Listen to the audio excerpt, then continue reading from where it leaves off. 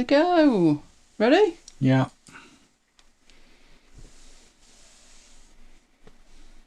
Hello! And it's Christmas Eve. Ooh, I'm excited. I'm very interested as to why you may or may not have seen another screen at that point. Because it was all set up. And then what happened, Mike? Heckin' handcart. Mike's going to let me know whether he can hear me or not. He's looking a bit dubious at the moment. No, you're live. Oh, good. You were looking stunned. No. You said, are you ready? I said yes. Then there was silence. Then you said hello. It's broadcasting before I actually press broadcast is the problem. Yeah. It's a good job I wasn't saying anything else, isn't it? That's what I was saying about that little thing that passed by. That shouldn't have been broadcast. Like damn you, Apple. Oh, yes, that happens a lot. But not necessarily that nicely. Anyway, we're all here now, so that's all that matters. So let me go back up to the chat. Hello, Debbie. I've got Debbie down as the first, but you said Jonathan had been in. Jonathan was in very early. So I think it's cut off my chat in my prime. And I'm not happy about that. But never mind. Hello, Debbie. Hello, Neil. Happy Christmas, Neil. He's ahead of us. I do have the countdown clock here. We have 2 hours and 56 minutes to go before it's Christmas. But we much prefer Christmas Day because it's the day we got engaged. 21 years ago today. Yes, I know wedding usually follows sooner than that, but we always say you can't rush these things. And we certainly haven't, have we? No. But it is 21 years ago today since we got engaged. So there you go. Oh, BK's got his Christmas presents. New computer games. Excellent. Right, I mustn't miss anybody. But we've got Debbie. Do we have all the Debs? Hello, Paul. We don't have Aussie Deb. Oh, we're a Deb missing. But we do have Deb. So Deb's there, CQ. Hello, Peter. Who else have we got? Oh, we have a Mrs. Pete, which is Annie. Hello, Annie. Happy Christmas to you both. Hello, Graham. Tell me, Graham, is it a bear for Christmas? Let me know. Love the bears. And Paul, it's Christmas for Paul as well. Happy Christmas, Paul. And who else have we got here? I think that's it. Oh, and Marcus. Hello, Marcus. Right, if I've missed anybody, let me know, Mike. But other than that, I think we're ready to go. Now, we're going to have to... Yes. We're getting lots of congratulations. Oh. And Kim says we should be married by common law by now in WA state. Well, you know, we kind of are in our mind. You know, who needs the priest meandering around in his frog? You know, that's what I would say. Right, anything could happen with these slides. Not even joking. Literally, anything could happen with these slides. Because we've had quite a few issues, haven't we, Mike? But I'm going to switch to my iMac and I'm going to share my iMac. You will not see any difference at all by the miracle of modern science. And then I can get going. Now, he's disappearing already. Oh, you're trying to persuade the dog not to interrupt us, aren't you? Good luck with that. Right, so let me know how you get on with that. Right, hello and welcome. Yes, it's our 3rd annual Christmas Eve show. Last year, didn't we do 2? I think we did Christmas Eve and I think we did Boxing Day. It's all right, this year there's just the one, don't panic. We are, of course, doing Marooned, but at the moment it is, as we call it, 'twas the night before Christmas. Now that's it for the red slides because they kind of blind you, don't they? So we'll get off into the more sedate slides. That's the plan for tonight. Yes, there's been a distinct shortage of emails, but there have been Advent mails. So we're going to look at how to keep your Mac updated. This came out of a conversation in our Slack chat because there are issues which I will explain and then tell you how you can fix them cheaper, which we all like, don't we? Then there's an app that I have had for a long, long time and have not been using, but this week needed to use. So I thought I would share the love of that, which is a Browser Ninja. Oh, hang on. Why are you not seeing what I'm seeing? You are definitely not seeing what I'm seeing. You should be seeing that. So as I've said, red slides. Gone. In fact, you missed the second one. 'Twas the night before Christmas. And indeed it was. Is it too late to get Christmas presents? I think it is now. Oh, because last night we were buying them at 10 to midnight. Anyway, as I've said, we're going to look at keeping your Mac up to date. Then we're looking at Browser Ninja, which is not new to me, but it might be new to you. Then there's trying to get the feed up to date with Feeder. And it's a new version of Feeder. So I will show you how we publish the podcast by publishing 2 podcasts. How excited is Jonathan right at this second? More than is good for him, I fear. What podcasts?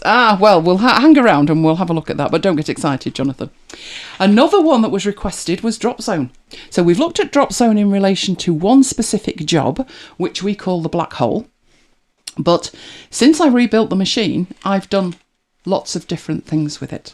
So we're looking at that as well. Neil wants to know if you've gone Biggles. No, not that. Well, no, now you mention it. 50-50. It is possible to go 50-50 on Biggles, and that's what we've done. But we'll see how well that works when I decide to try and share the Biggles in store. So fingers crossed. It's all jeopardous tonight, but it's Christmas Eve, so anything could happen. It will either be a resounding success or a complete calamity. There's nothing in between. So you'll enjoy it either way, I think. I can't say we will. I mean, with the unboxing, that's going to be interesting, isn't it, Mike? For reasons that will become apparent, the unboxing is probably the biggest jeopardous unboxing we've ever done. We'll explain more. But in the meanwhile, you need to make sure that you have gone down to the cog and that you have picked the best resolution that is available in there, which is 720p. So make sure you're down there, have a look at that, because it does have a nasty habit of twanging you back, doesn't it? That's what it did to Kim. It's just random. It's bizarre. No matter how you tell it, this is the default, this is what I want, just randomly it will send you back. While you are down there, if you see anything that you enjoy, then consider giving us a thumbs up. It makes a difference with the YouTube algorithm as to how far and wide they share it. Right, so the week at MacBites headquarters, the last week in the run-up to Christmas, it was always going to be chaotic. Particularly when we started with 10 shows, which we do. These are our pre-recorded music shows. But this week, even more special, because we had a birthday. Yay! It was a birthday special for Kim, which was on Saturday, which we put on twice. I really enjoyed that. At least twice. At least twice so far, yes. It will make lots of reappearances. Might have been looping all week. I can't remember what was on. You've no idea what you put on? No. No, but it was good anyway. I enjoyed it. Work to put together, but once it was done and in the can, I could put my feet up and sit and listen. I enjoyed it. So I hope you enjoyed it, Kim. And of course, there was Marooned at MacBites headquarters. So we very carefully scheduled the birthday special to finish just before Maroon started. Oh, this isn't an accident, this show, you know. Although it's sometimes a car crash, it's not an accident.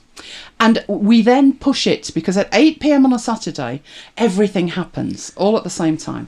We go from Marooned into By Request, which this week was anything went. It was a party. So we had a ball. Fantastic stuff that was selected. We loved it. I hope you loved it too. Then it was the Tesco order time, which is when Lola gets excited. She was at her post, top of the stairs, waiting for Wendy. She was disappointed. It wasn't Wendy. So she's hoping for better this week, isn't she? You know, we haven't got a Tesco delivery this Saturday. No, because it's Boxing Day. So she's going to have to wait a fortnight. So another week. Now, Sunday. I was concerned about Sunday, I'll be honest with you. Because it was the football. Waiting for you to start dropping subtle hints. How to design a wedding invitation in Affinity Publisher. Yeah, subtle hints like that. Do you think, Pete, after 6 years of trying, the priest hasn't tried every dirty trick in the book? He's up for a wedding.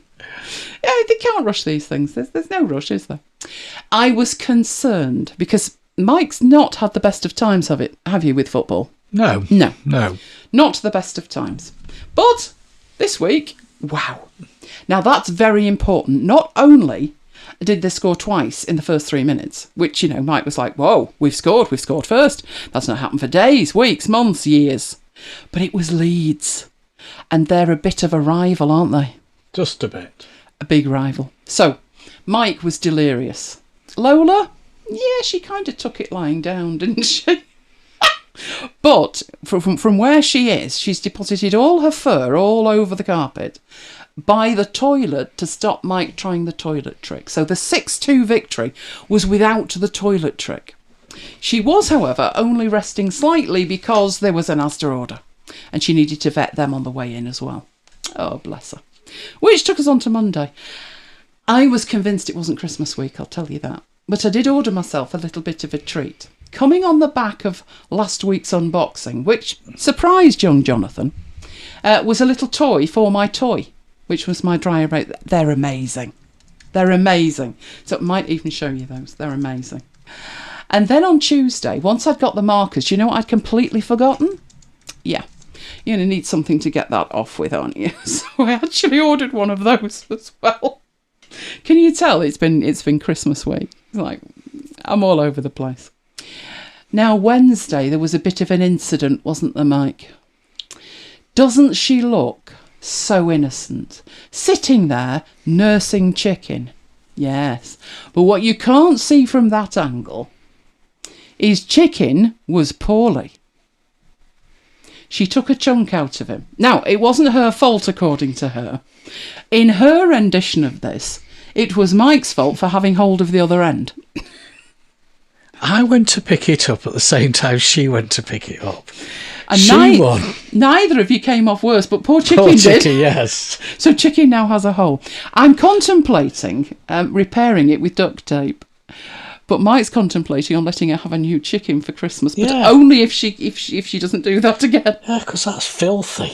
I know it's filthy, but the next one will be filthy in 5 minutes. You know what she's like. She likes it filthy. But yes, poor Chicken has... been plucked, as Kim says. More than a bit, yes. You don't mind the outside bits coming off, but, don't take a chunk out of its leg. And there's my keyboard while we're at it. The Matthias. Oh, God, that could do with a clean, couldn't it? Moving swiftly along. Yeah, on the back of a victory. How are you supposed to pronounce that? Is it the Carabao? I say Carabao, but I think it's Carabao. But whatever. It's the tin pot. It's not the FA Cup. It's the other one that no one cares about. Except when you're heading towards the finals of it. And then they care a lot. And there was a lot of noise behind me as Mike was going, yes, yes. So he was a happy bunny. There's a lot of matches coming up to Christmas, isn't there? There is. Which took us to Thursday. Now, by Thursday, obviously, it's too late. That's today. It's too late to reorder for Christmas. Which is why the last thing you want to see is that. Now, hold that thought. What that is a drive case for an SSD. I have the SSDs, but I didn't have enough cases. So I ordered me some cases. Hold that thought. Because that's what I get told today. I can have a refund on that because they don't know where it is. This has been rumbling on for 2 weeks. It's on its way. It'll be there. Don't worry about it. Yeah, that. Hold on to that thought. But it is two-show Thursday. Oh, the excitement. We had a marooned. It was fabulous. And, of course, we've got our traditional Christmas Eve show. We have even had time here to decorate the office. The photo might look cockeyed. That was me taking it cockeyed. So rather than have the tree cockeyed, I straightened it up. Oh, what can I say? It's Christmas. So the big one's downstairs. That's the little officey one. Loving that. Loving that. And what surprised me was the lights are new. We do have some lights, but we couldn't find them. We think they're in the loft.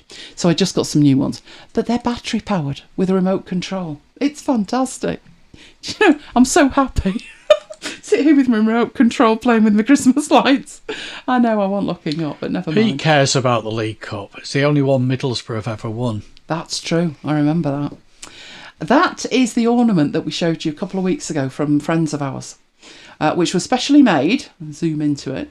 The year of lockdown 2020. It even has on there, apart from the Giles Thomas family at the bottom, it even has what looks like our snowman and reindeer logo that we have on the moon on MacBites After Hours. So we loved that. Loved that. But we bought that tree. It's, I think, is it 3 foot? I think it's 3 foot, I think it's 3 foot tree. We bought it in 2015. because we'd had an extension done, which meant that all the stuff out of the extension needed to come into the house. The old conservatory we had, all of that needed to go somewhere. And the washing machine and the dryer needed to go somewhere, and we couldn't move. And we had not been able to move for the best part of 4 months, had we? While they built this extension. And they told us they'd be finished on the 2nd of December. They finished 4:30 Christmas Eve. So we had already made the decision, we're not getting the tree out. So we got this tiny tree. But while we were out buying the tiny tree, and that year that was the only tree we had, we were looking for little ornaments for it. And we found these little ornaments. And obviously, at the time, it was pre-Lola. They look like our boy. They also look like Lola. So they live at the bottom of the tree. Aren't they adorable? They're polar bears, but they look like our boy and our girl. Also, at the bottom of our tree, which one arrived yesterday and the other arrived today. Talk about cutting it fine, Royal Mail. But, given most of the stuff you lose anyway, we were delirious that these things got here. So a huge, huge thank you to Kim, that's the one on the left, and to Jonathan, the one on the right. Thank you so much. They are both absolutely gorgeous. I am loving those snowshoes. If I bought some and tried to get Lola in them, Mike would lock me up, wouldn't you? She doesn't like wearing any kind of clothes. She's not a girl like that. And if you're wondering what the metal thing is in the background, that's an iPad holder. And it hangs off the side of my desk. That's not actually, well, it is my desk, but it's the desk that's in the window, as you can see. But thank you both. Absolutely gorgeous. And pride of place where we can see them. So we're up to date up to Thursday. Kim and Johnny say, yay, it arrived. Yes, they all arrived. Thank you very much. I think that one of Kim's had gone everywhere, hadn't it? But it got here in the end. Now, I'm going to give you a sneak preview of tomorrow. So this is not today, obviously. Don't get confused. I know you've lost track of the days. No, this is tomorrow. Tomorrow, we are still going to be marooned at MacBites headquarters on Christmas Day. Whoever thought there would be a MacBites show live on Christmas Day? But there's going to be. So if tomorrow at 7 o'clock you are at a loose end, absolutely stuffed with turkey and everyone else is asleep, do feel free to join us. We'll be able to share the adventures of trying to cook our Christmas dinner. There you go. Can't say fairer than that. We might still be eating it. We could still be cooking it, to be honest. We could be cooking live with Mike. That happened one year. It was when we were doing that leg of lamb in Mum's oven, if you remember. And Mum had left instructions for how long she cooked it. So we did that. But we took it out and it was like, it was almost walking still in the field. So it had to go back in. So we started Christmas lunch about 7:30 in the evening. I'm sure that happens to other people. I'm sure it's not just us. I'm sure it does. Right, let's get on with tonight. MacUpdater. Right, MacUpdater is the new element of this. But let's go back in time. MacUpdate.com. Let me know in the chat. The chat I can't see, but Mike will pass it on. Let me know in the chat. Is this something you use? MacUpdate is a website. So you can go to it and you can search for Mac apps and it will give you, but based on what you type in, like browser or text editor, it will make suggestions for you of Mac apps. Traditionally, that's what it does. That is free. You can have an account. You can create an account. They do deals. There used to be like one deal a day. So sometimes you'll get like a bundle that you can get. Paul uses it off and on.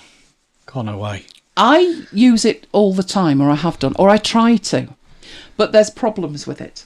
So the first half of it is that there's a website. And that tells you the latest version of the app.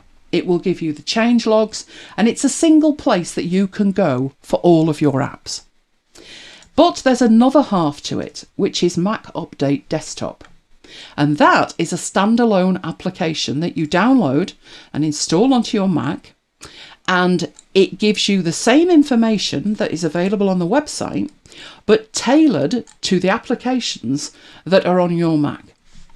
So I ran this the other day, and those were the apps that needed updating. So it says there's 198 installed. I can't remember which machine I took that on, but there was 500 and odd apps installed on mine, so probably one of my secondary Macs. But then it lists the updates at the top. So you can click on updates and then it will tell you down there which version you have installed, what the current version is, and when that was released. So I probably run this at least once every couple of days and update everything. Neil doesn't bother since set up on the Mac App Store. True, but if you've got stuff outside of there, then it is actually quite useful. It's like the S word, isn't it? What, setup? Setup. Setup won't work for me. They want me to pay per machine. There's only one of me. And no matter how hard I try, I can't use the same app on 2 machines at exactly the same time. So once they recognise that in the licensing, then I'll join them. Until then, no. So that's what it looks like. What you then do is if you decide you're going to update Bean, you click on Bean and there is an update button that appears on the right hand side and you can choose to update that application. One of the benefits of using this application, beyond actually knowing which versions of the app, what version you've got installed and what's new and actually installing it, is the fact that there are options and you can have it back up. So when it downloads the app and installs it, it gets an opportunity to either put it in the bin or keep it. And I keep it just in case I download another update in the next few weeks and it's not all it's cracked up to be and I need to go back. So I can keep sort of 6 months of updates automatically in here. So I do find that a benefit. Now, it is already a subscription. It is $20 a year. But this was where the trouble started. In fact, the trouble actually did start a little bit further back. But I'm going to jump in that the trouble started that the app itself is not compatible with Biggles. Mac OS Big Sur doesn't work. I did an over-the-top of Biggles on a laptop, and you go to run the application and it runs and then it instantly crashes. So it was not compatible with Big Sur when it was released, which was October. I thought, well, it'll be there in a couple of days because the beta's been out since WWDC, so there's no excuse. Weeks went by. 1 week, 2 weeks, 3 weeks. I thought, I'm going to have to go and check this because it seems a bit odd because it's subscription. People had a lot to say about it. A huge lot to say about it. If you only have 1 Mac or 2 Macs and you have Biggles the pair of them, this is useless. It's completely useless, while it won't even run on that operating system. And so it carried on. Other people saying pretty much the same thing.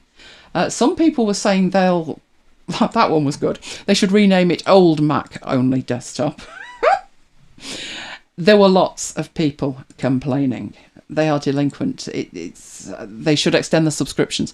Publicly, they have not said a word. But they are still offering subscriptions, as this one points out. It doesn't point out it's not compatible.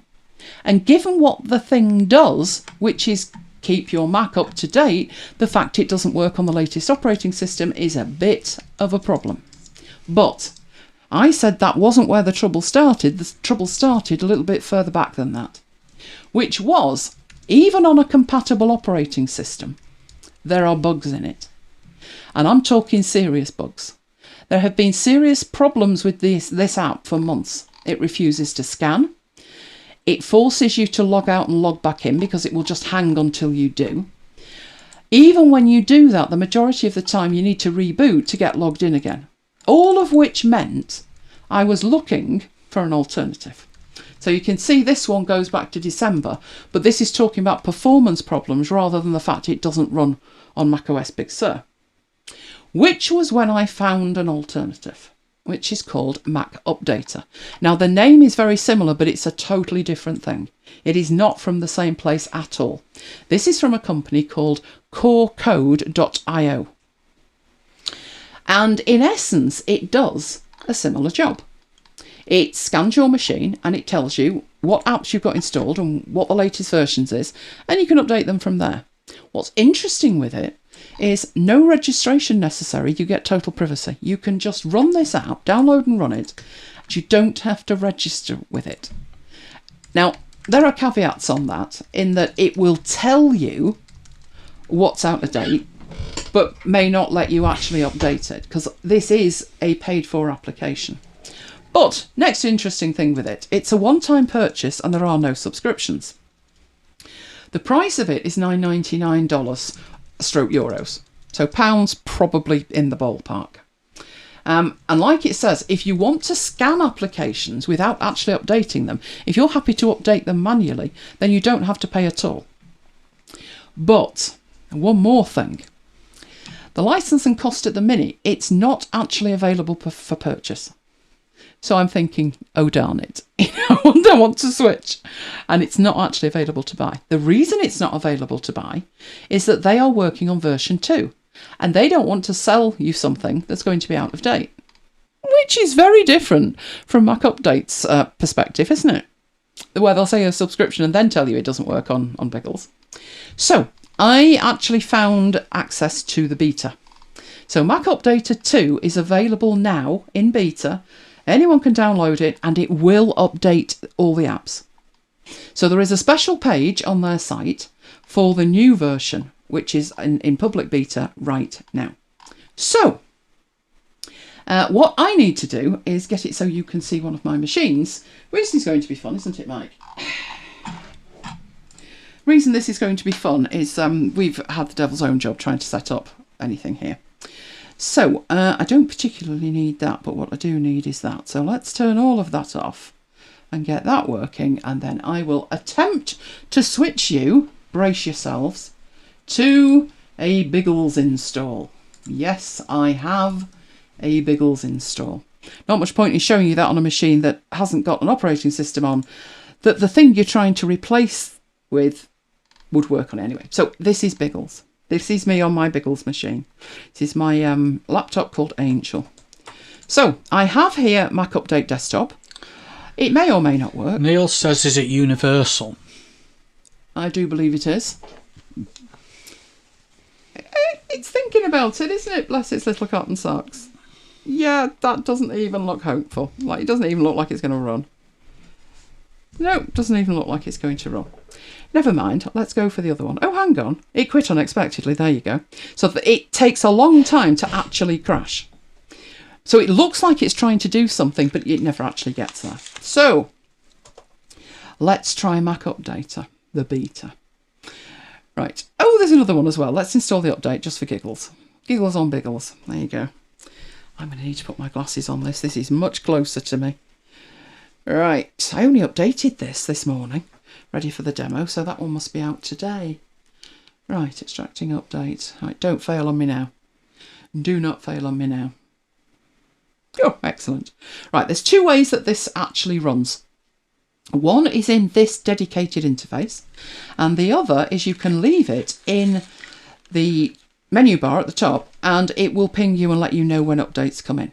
So let's take it from the top, what we've got here. You've got the actual apps that you have installed. So there's two toggles at the top. You can discover apps.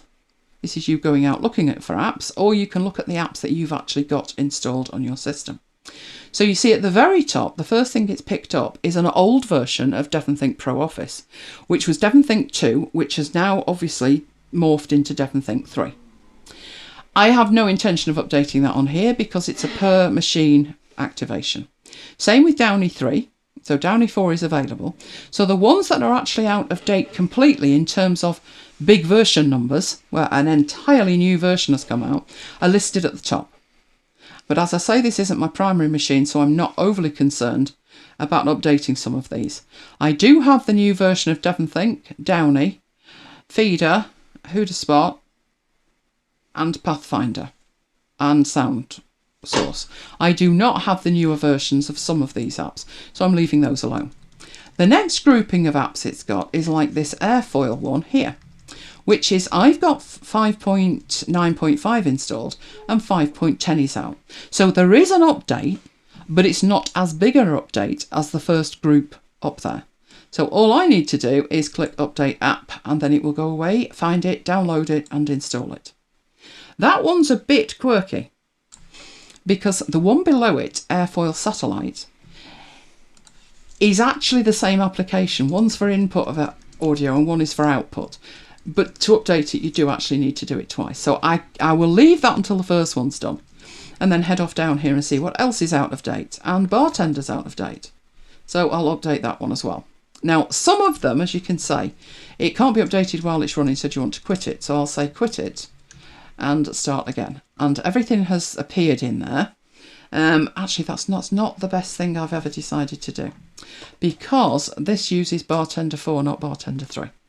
So only here would that be an issue. But all of these are updatable by me just clicking them, which is what you wanted on the other one, which was exactly the same thing that the other one was doing. But another issue with it, not only is it subscription at the moment of $20 a month, $20 a year, they're changing it to $5 a month, which is like upping the price 3 times. So my intention when this becomes available is to actually buy this one and use this one. And as you can see, it's incredibly simple to use. There are some things here that won't update. Now, MacUpdate desktop never tells you that. So we have the upgrade application in terms of there is a whole new application available. We have the point updates, which come next. And then as we scroll down, we have some that need a manual update. So for instance, this one is Hazel, and it would need a manual update because of the way it's installed. It's a preference pane, and it's gone from version 4 to version 5. So it says you can update it, but you're going to need to do it manually. Same with Stepshot Guides, and the same with Ecamm Live and pCloud. So they can update, but you will need to do it manually. But if we look at the pCloud one, for instance, and here's manual update, that one I actually can't do it. Doesn't exist.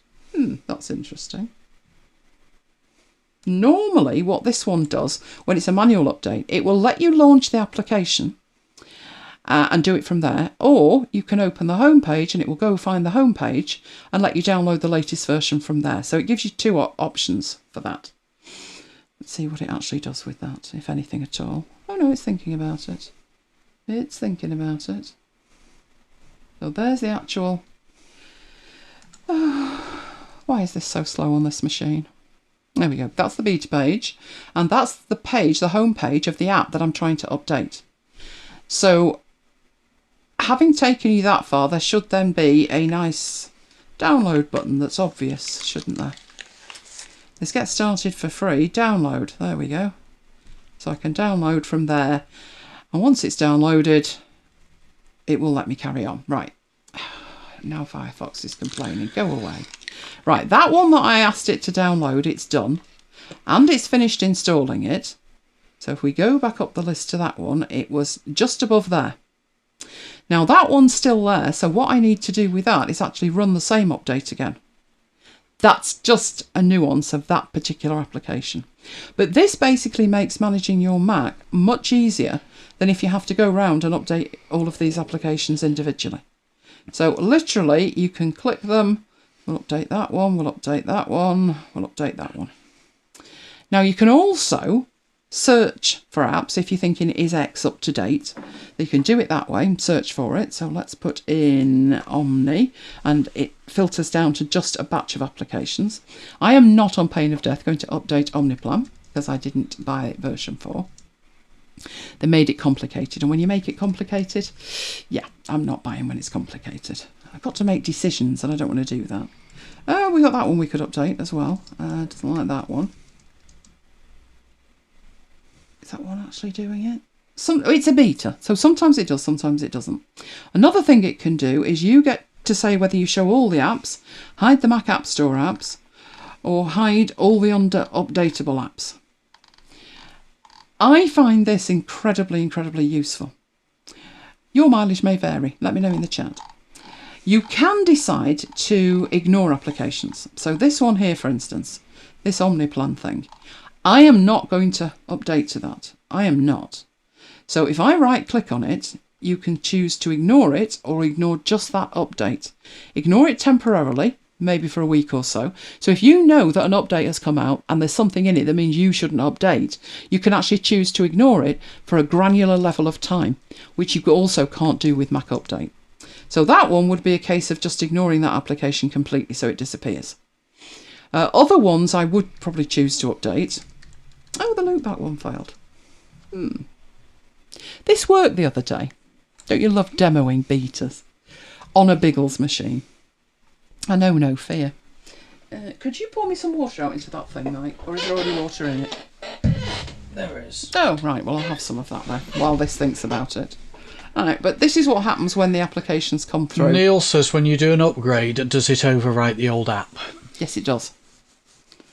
It's supposed to. Right, go and install that. What I do if I'm in any... Well, what I've said is it downloads it and you can keep the installer. So if you install a new version and there's something wrong with it, then you can just delete that one, go back to the other installer that you've got and then reinstall that. So yes, it does overwrite it, but that's by design. It's supposed to overwrite it. So there's basically all of the different ways that you can do it. So Edge is waiting because I'm installing it in the background. OmniFocus looks like it's updating. Some of them are trying to update. You get the idea. Now, obviously, this is on Wi-Fi as well. On a beta version of that on Biggles. It's a wonder it's actually working at all. But while we're in here, right, you also have a lot of settings in this that you don't have options with MacUpdater and MacUpdate Desktop. So you can choose to launch it at login. You can see I'm getting all kinds of messages about the apps that I'm installing. I don't have that turned on. But if you want to track your applications, you know, to the second that something new is released, then you could choose to have it running from login. Then whether you have the app icon, nowhere, the dock, the menu bar, or the dock and the menu bar. Then you can have a number on the badge with, you know, badge icon with a number of app updates available if you want. I think 2 days is a nice amount of time to check. This is checking whether MacUpdater needs updating. So obviously when I opened this, it said there's a new version available and I installed it.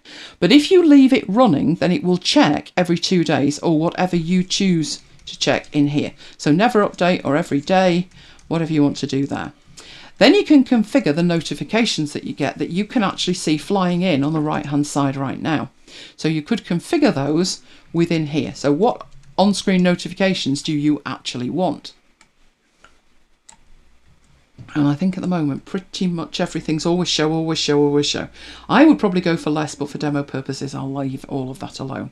But the point is you can configure it, which it's not very configurable on MacUpdate Desktop. Then you've got the privacy options at the bottom. So at by default, because I've not changed anything on here, you are allowing your machine to send back supposedly anonymous diagnostic reports. So I also turn those off, but again, it's a beta, we'll leave it be. Then you've got dedicated options for the scanning. So how do you want it to scan for new updates? And this one is set to every day, and then all software types, which is a pro feature. So we talked about this being free in terms of if you just want to know that something's out of date. But if you want to go beyond that and let this update, then you need the pro version. The old version was $9.99.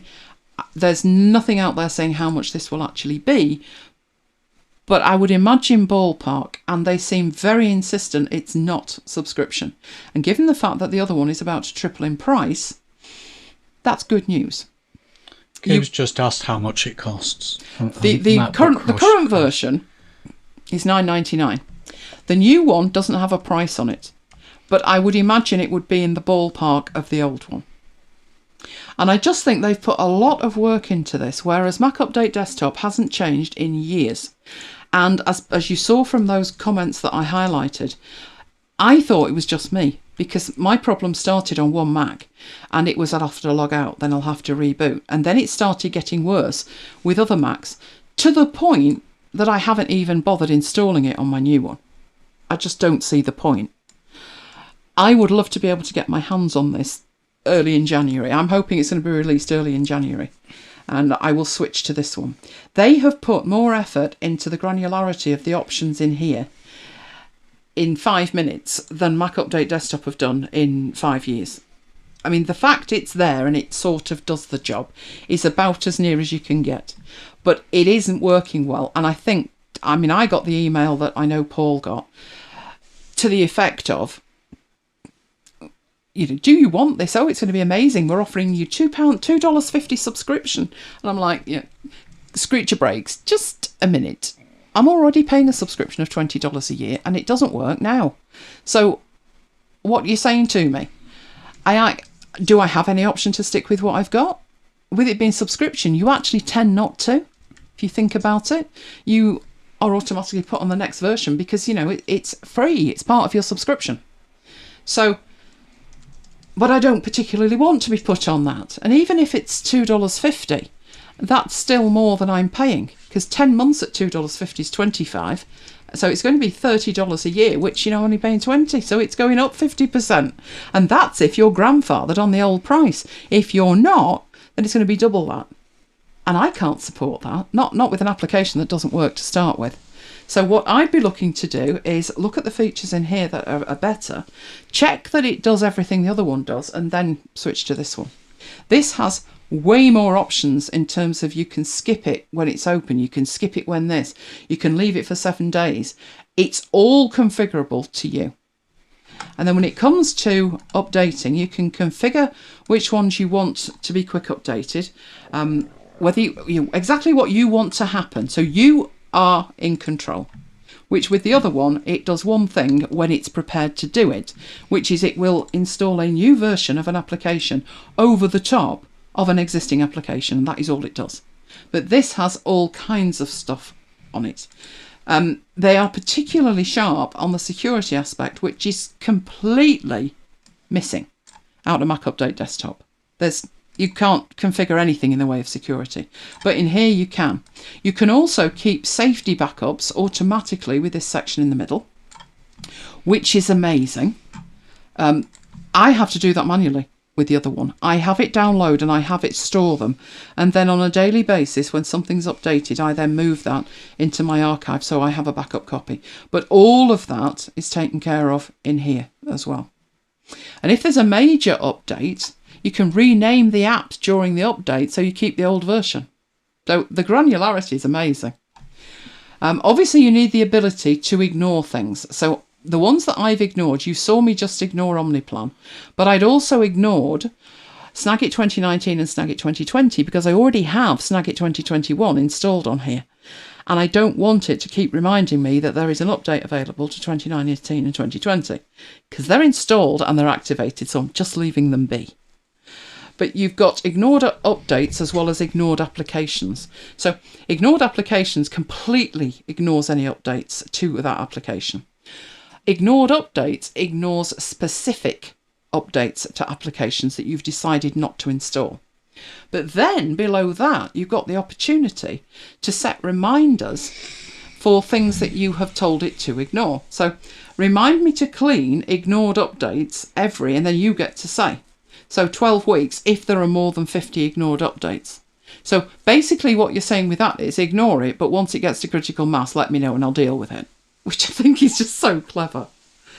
So they're all your ignored options. And then you've got your appearance for how this actually looks. So what do you want it to look like? It's already configured for the Apple Silicon apps. So you can have that specifically marked. You've got App Store apps you can have specifically marked. I don't have this checking the App Store apps because I've got the App Store for that, but you could if you wanted to. You can even have it showing discontinued apps. I have a lot of those because I have a lot of apps and a lot of them tend to die.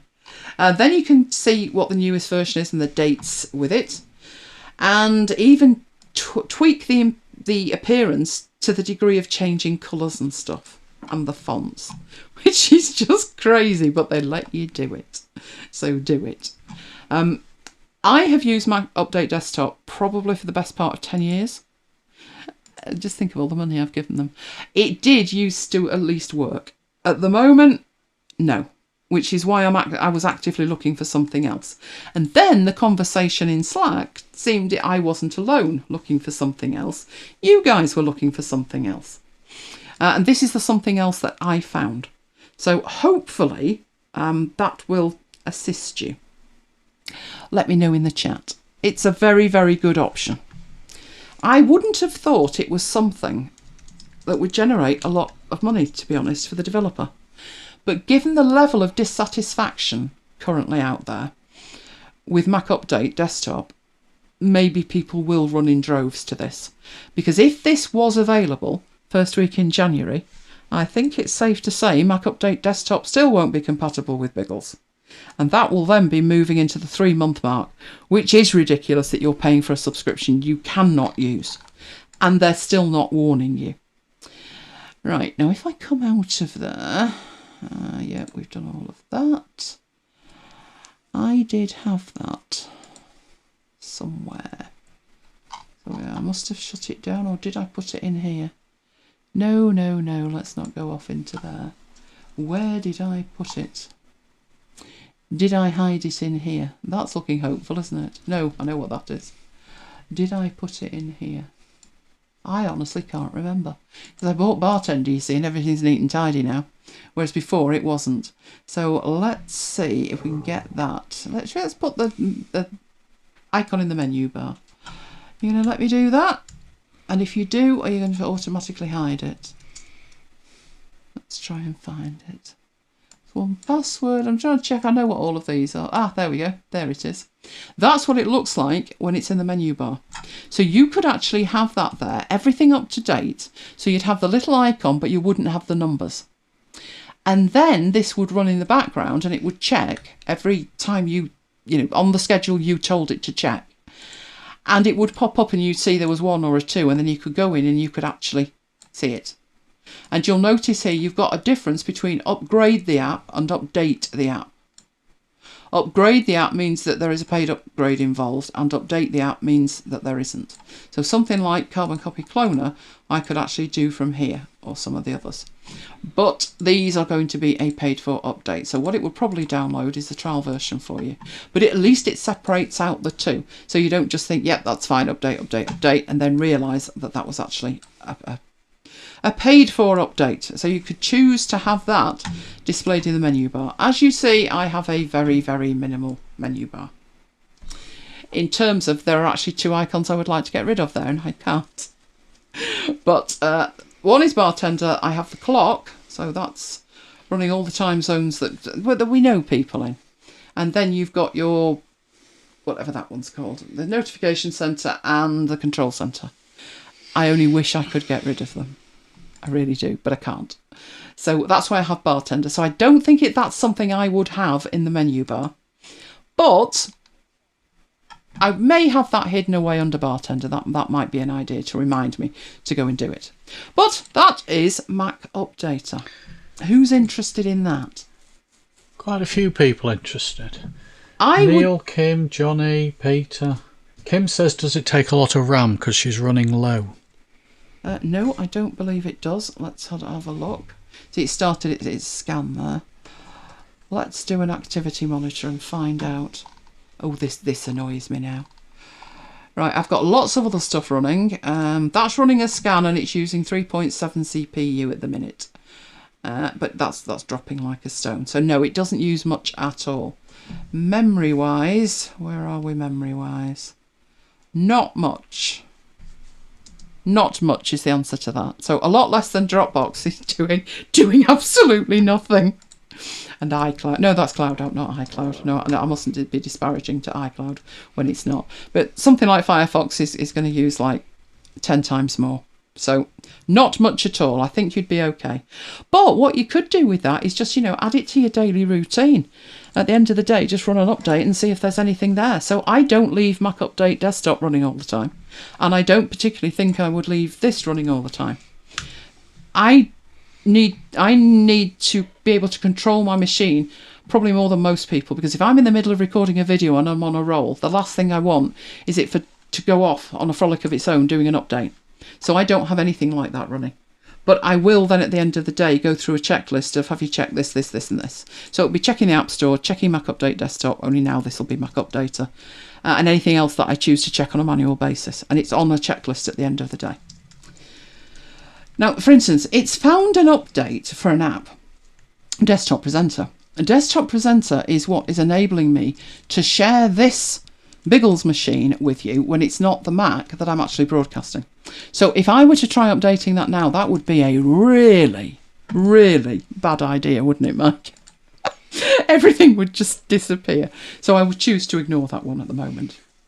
There's an update out for Zoom. There's a surprise. Everyone seems to be liking that.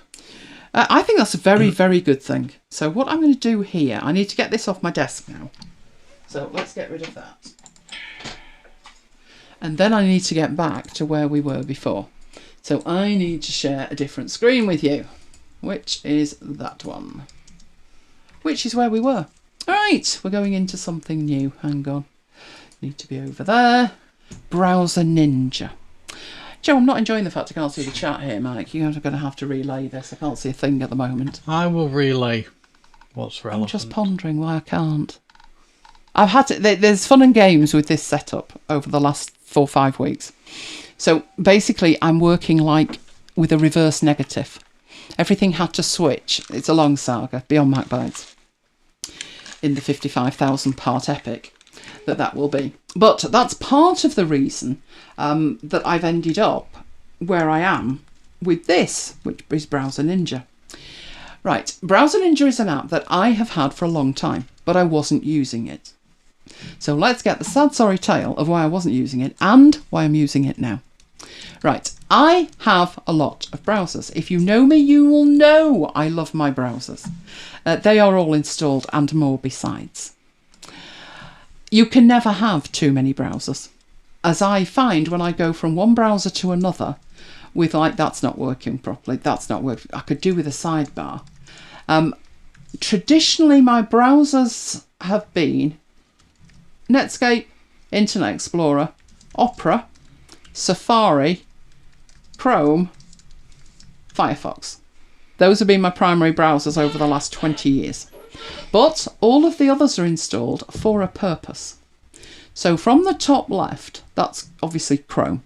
I use Chrome for YouTube because it gives you the best YouTube experience. Next to that is the blue one that looks like Chrome, and that's Chromium. And that's there as like a test bed for other things in a Chrome version that I don't want to change my Chrome version for. So if I want to try out an extension or something, I will try it out in Chromium. Moving across the top more, we have Chrome Canary. Chrome Canary, as the name implies, you would send a canary down a mine. It's the test bed for Chrome. So if they're talking about bringing something out, they will put it in Canary first. So if you want to see how your beautifully sorted out browser is about to become a complete hot mess, install Canary. Now what I use Canary for is that's the one browser that does not have an ad blocker in. So if I know I want to go to a site that has ads all over it and will tell me I can't read anything unless I let their ads through, then I'll view it in Canary. And that way I'm not logged into Canary. So I don't care who's tracking me where, I'm not logged in anyway, it's not me. Then of course, moving down, there's Safari. I don't tend to use that much at all. 2 exceptions. Anything to do with the British government goes on in Safari. And that's because the only browser on the Mac I expect them to support is Safari. And the other exception is when I'm buying AppleKit. And I think Apple wouldn't be pleased if I didn't use Safari, so I use it for that. Other than that, I'm not bothered. Then I've got Fluid, which is a dedicated browser that I use for specific things. I have Edge, because Edge is amazing when it comes to web apps. So I've been able to use a web app for Roam Research that actually looks like a dedicated app. Everywhere else that I have it looks like a browser page. But Edge, fabulous.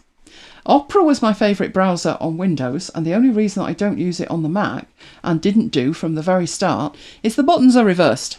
So on a Mac, by comparison to Windows, the OK and cancel are the wrong way around. Can't tell you what kind of nightmare that gave me. So I decided I wouldn't use Opera, but it's still installed and I do love it. Then there's Brave. Brave is an amazing browser. That is very, very good. You could use that as a primary browser, no problem at all. My primary browser is Firefox, but they have done a couple of things that's making me very annoyed. So if I were switching, I'd probably switch to Brave rather than anything else. One benefit of switching to Brave is that Chrome, Chromium, Canary, Edge, Opera Vivaldi and Brave all use Chrome extensions, which means my extension setup on all of those browsers is identical, and so does Edge. So the only one that really doesn't is Firefox, which is getting to be more than a little annoying. If I can find the same extension, then I will, but if I can't, then I've got a problem with it. So for many, many reasons, I have lots of different browsers. How do I handle that when I want specific traffic going to a specific browser? And what I used was an application called Browser Fairy. Prior to that, I used an application called Highbrow, the name of which I approved of immensely. Browser Fairy? Less so. Just didn't like the name, but it did the job. And when Highbrow died, it was like, well, I need something to do the job. I'll use Browser Fairy. What this does is, Browser Fairy becomes your default browser. So when you go to a link like notion.so, it doesn't go to any of the browsers, it goes to Browser Fairy. And Browser Fairy looks at the URL and decides where to send it based on rules that you have configured.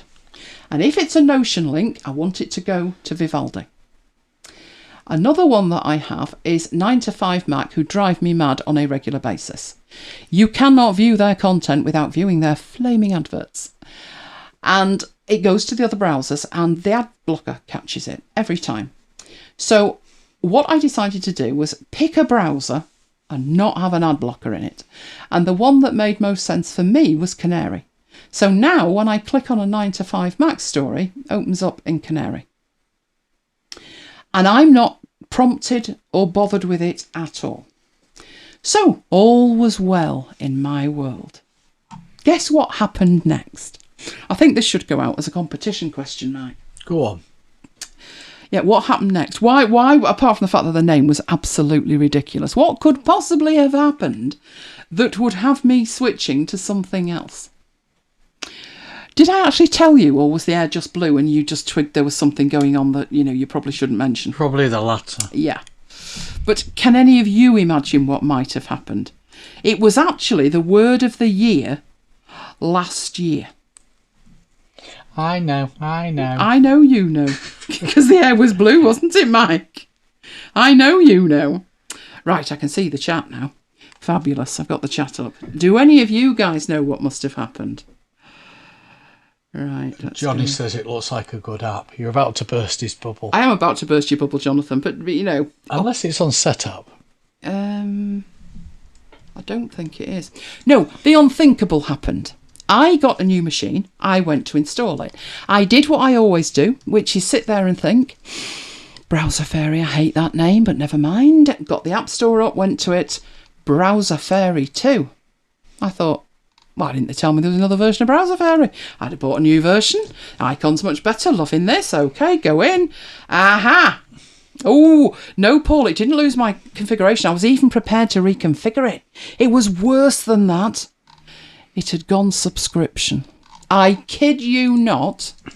A small utility that does one thing but does it well had gone subscription and wanted the princely sum, I do believe, of either $2 a month or $10 a year to let me use it.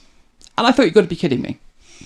Given what it does, I thought a subscription model was absolutely ludicrous. So what it does is critical for me, but I wasn't about to pay subscription for it. There are certain things I would willingly pay a subscription for and some that I wouldn't. And that was one that I wouldn't. So I didn't complain or kick up a fuss. I just thought, you know what? That's not worth a subscription for me. So what I did was go to the App Store and think, what's the status of the alternative that I did buy and don't use? Which is Browser Ninja. Now, name of which I'm much happier with for a start. Browser Ninja or Browser Fairy, no competition, trust me on that one. It does exactly the same job. It becomes your default browser. So if you go to a URL that's notion.so, you will have configured a rule in there to send it to Vivaldi. And likewise with 9to5Mac, which I send to Canary. So Jonathan says, could you not do it in Alfred using workflows? Depends what hook you had to make Alfred do that, because I want this to be system-wide. So whether it's in an email, whether it's in a chat, I want it to go somewhere specifically based on that. And I don't want to have to actually type the URL into Alfred, which, yes, that would work. I want it working all over the place. So that's what I've decided to use. I'm going to now show you how I actually configured it. Now, this one is a single payment. It's in the App Store. Michael put the link in. And it's a single payment, and it's $2.99. So once I'd explained to Mike what this did this afternoon, he got all excited, didn't you? Yeah. Oh, I think I'll go and have a look at that. So we went to have a look at it, and he said, it's $2.99. I think I can afford that. It is just automating traffic, but it's one of the set it and forget it's. So once I'd installed this new Mac, I hadn't installed Browser Fairy, and I'm typing away and I'm clicking and I'm like, why is that opening in there? Oh, Browser Fairy. And that's when I went off to install it to find out it not exactly dead, but it had turned into a vampire and it was going to leech on my account and take money out every month, which is why I decided no. There are other alternatives, but this one I already had. This one I found to be the nearest to Browser Fairy. And it's got a much better name. So there we go. So let's actually have a look at it. Browser Ninja. And it's opened up on the wrong screen, but we can fix that. Right. That's it. That's the only interface that you get. This kind of 3 tabs in this preferences. But that's all you need. So the first thing it does is check if Browser Ninja is the default system browser. And as it says, it needs to be to handle the rules and the switching between browsers. Right, the next thing. It's one thing for it to be the default, but you probably need to automatically launch at startup as well. Then you've got the option to show the browser selection icon in the menu bar. And you might be looking and thinking, yep, don't see that. No, the reason you don't see that is because I have Bartender installed. So it's actually behind it, and there it is. These are the browsers that I have installed, and my default one is Firefox. But you might be thinking, just a minute, you've just said Browser Ninja's the default. Browser Ninja is the default. Once you've set Browser Ninja to be the default, that button from the menu bar is merely telling you what you've told Browser Ninja is the default. So by definition, Browser Ninja's got to be the default.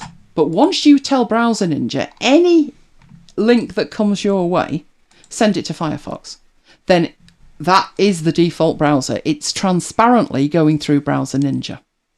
But what you can do up here is totally change that. So if one day you suddenly decide, you know what, today Safari is going to be my default browser, then all you need to do is hit Safari and the icon changes. And now you've just told Browser Ninja that Safari is your default.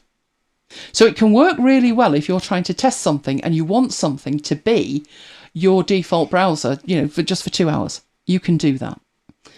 But I'm going to have it set back to Firefox. That's what this is talking about. It's up there. I have it hidden. Another one that worked in a very similar way many years ago was called Choosy. So there was Highbrow and there was Choosy. So you may have heard of those. Now, the next thing is what browsers you have installed on your system. Now, it picks up ones that it knows are browsers. So it knows Chrome's a browser, it knows Opera's a browser. But sometimes you may have something on your system that's a browser and it doesn't pick it up, in which case you can actually add them manually. So you can add extra browsers if it doesn't get picked up. Or if you have something that makes site-specific browsers. So you may have a site-specific browser that you've called Notion in a browser. Obviously not Notion because there's a Notion app, but Notion in a browser. You could add that yourself. But then comes the powerful bit, which is the bit at the end, which is the rules. So I particularly have 3 in there, which is 9 to 5 Mac, and then you can see the little icons. That one opens in Canary. The Notion links open in Vivaldi, and the Creative Market links open in Chrome. So let's have a look at the 9 to 5 Mac one, shall we? Let's get this one up here and just go to 9 to 5 Mac. He decided against cooperating. 9 to 5 Mac. Right, let's just visit that. Right, now the problem in here is if you go into certain parts of this, usually a link from my RSS feed reader, it will bleat and it will say, you know, support the site with the ads. Don't know how many times I would have to click for that to be an issue, but it's an issue, trust me. So I'm going to copy that URL. I'm going to put that somewhere else. But what I've done in here is say, give it a title, 9 to 5 Mac, when all of the following is true. So where the host URL contains 9 to 5 Mac, open it with the following browser, and then you tell it which browser. Now you could at this point put other things in here. So it isn't just what's in the URL. You could say the path, the query string, whether you hold a modifier key down. So if you had a lot of links listed and you wanted to open some of them in one browser and some of them in another, based on the URL, you could actually add another rule. So you could say, when that's true and when the modifier keys are, and then actually put a modifier key in. So whenever I click a link that's 9 to 5 Mac and I hold the command key down, then run this rule. But I just have that without the command. So that's the first one that I have. The Notion one is exactly the same, only this time it's where it contains notion.so. So it's the following browser, this time it's Vivaldi, and I enable the rule.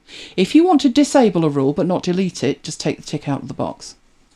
And the third one I've got is Creative Market. And I have that opening up in Chrome, and that was to do with an extension that I then used to take a screenshot that wouldn't take a screenshot unless it was in Chrome. So I put that one in as well. But we will try something and we will see what happens. So I'm going to put that link that we've just got over here in Drafts. And in Drafts, we can go into a mode where these are clickable. So if I click my blog will open up in Firefox, off screen, but there it is, in Firefox. Firefox, up there, definitely Firefox. And what others have I got? I've got MacBites, which will open up again in Firefox. And the last one here is 9 to 5 Mac. So I open that up. Did that click it? It did. There we go. And although it's put it behind it, it's actually opened. Canary wasn't even opened, but it's opened Canary with that. And you can see the difference is I'm now bombarded with adverts like the one at the top, which I didn't see before. So that's why I would need it. Let's set up another one. So come in here, set up a completely new one, which is going to be, let's make it my blog. So my blog, right. When all of these are true, so then add one where it contains root of my blog, and which would I like to open it up in? Probably not Safari, but you know what? If we go for Safari, yes, let's go for Safari. Why not? And enable it. So as soon as that's done, we go back to here. It opens up Safari and loads it in there. Now there's many, many uses for this. Sometimes I have an extension that works in a particular browser that I need to interact with the website that I want to go to. So when I'm capturing things, the reason that I have, let's get rid of that one. The reason that I have Creative Market is when I buy stuff, including the freebies, I like to take a snapshot of the page and put that in DevonThink. So I don't want it to open up in a browser where DevonThink's not happy with it. So I know for a fact the DevonThink extension is always going to work in Chrome. So I choose to open those up in Chrome. Give me some ideas. Is there some sites that you open in a specific browser for a specific reason? Let me know. I need to know these things. But those are the reasons that I use for that. One thing I've found particularly useful is in Vivaldi, I have this side panel, and when I'm opening links, it observes the rules from there. It doesn't just open them in Vivaldi. It actually looks at the rules and it opens them in another browser based on what rules I've specified. Right, so we're up to Jonathan with IC. So have you got any sites that you would particularly want to open in a certain browser? One reason is just, years ago it was because certain things weren't supported in certain browsers. That, thankfully, those days have gone. Do you remember that? I can't open that in Opera. I can't see the price of that. Best viewed in Netscape Navigator at 800 by 600. Yeah, and they weren't kidding, with were a they? little digging man sign for under construction. Yes. Those were the days. Oh, yes, those were the days. But I was that person who wrote and complained. I remember. Oh, yes, when I switched to Opera on a Mac. Was it the bank? Oh, yes, I had a right double with the bank. I always have a double with the bank. But when I was on Windows, I remember going to Opera. It was all configured. It was beautiful and everything was perfect.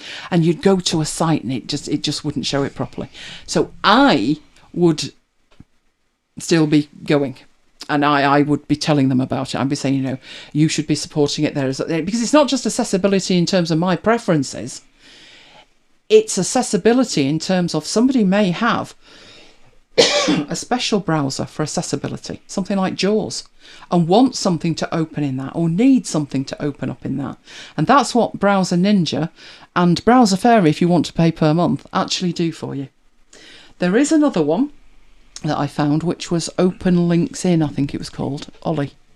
Open Links, something like that. But that was twice the price. So Browser Ninja does everything. Open Links With, wasn't it? Open Links With, that's right. This one does everything that I want it to do. It's transparent in use. It's the kind of thing that you forget you've got installed until you've got a new machine and then you do something that doesn't do what you expected. In which case, you then think, I need to install that, which was what took me down the path of this journey. I don't think at the moment that I've got any other need other than for the top three, I would guess. But young Jonathan has put something in. Jonathan mainly needs certain parts of the web page to open different browsers for work, so we can see a few. Oh, he likes it. He likes it. I'm not sure if this is in setup, Jonathan, but I'm assured that you're probably going to head off somewhere and discover that. So let me know if it's in there. If not, it might be one of the things to suggest to them, because if they don't have this one, it's unlikely they've got anything that does that job. And I know from an interview I heard with them that they weren't in the business of having 10 apps that did the same thing. They wanted to have a curated set of apps that provided a range of features. And if they haven't got anything that does this, that's probably a good one for them to head off and have a look at. But if it's just for a day for testing purposes, or just because sometimes I've got like that many tabs open in one browser, I just want to switch. I don't want to touch them. I want to leave them there, but I want to open things in another browser, which is where having it up here under Bartender comes in handy, that you can just whip in there and change it, and that changes it at system level as far as the system's concerned, because the system is sending them to Browser Ninja, and Browser Ninja is sending them to what you have told it is the default. Isn't that clever? Isn't that clever? I love that. Right, I'm going to get rid of that one. I am absolutely positive I want to do that, and that is Browser Ninja. So, foisted it upon me that I switched, purely because the other one went subscription. And what do you guys think? I can understand. Kim loves it. Kim likes that. Excellent, Kim. I think there are things where there is an ongoing cost. I can at least understand subscription. So if you think about Microsoft Office, for example, Microsoft Office. Oh, are we heading into that? That's going to be interesting.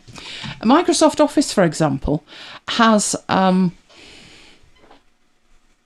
ongoing cost to Microsoft of providing you storage in the cloud.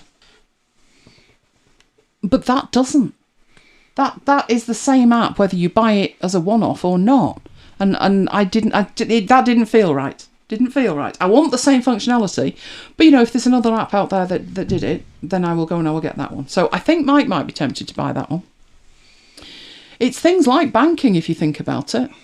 If you always have your bank open in Safari because it's the only browser that's supported, yeah, then it solves a problem when you click the links from wherever.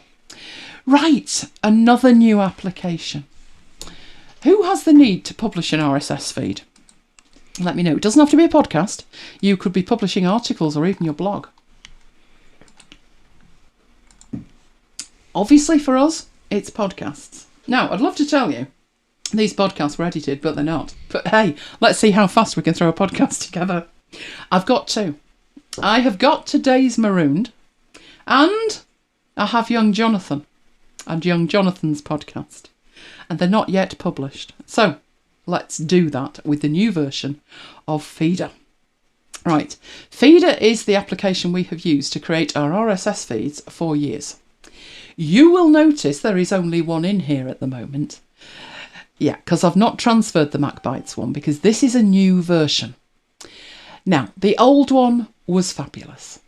The old one let me store my feeds, all of them, in Dropbox.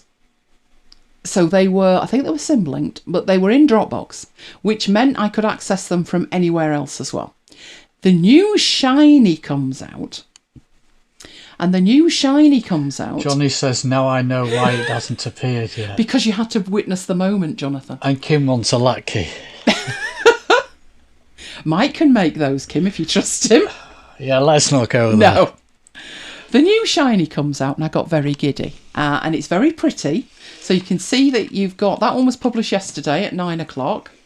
Where's my mouse pointer gone? There we go.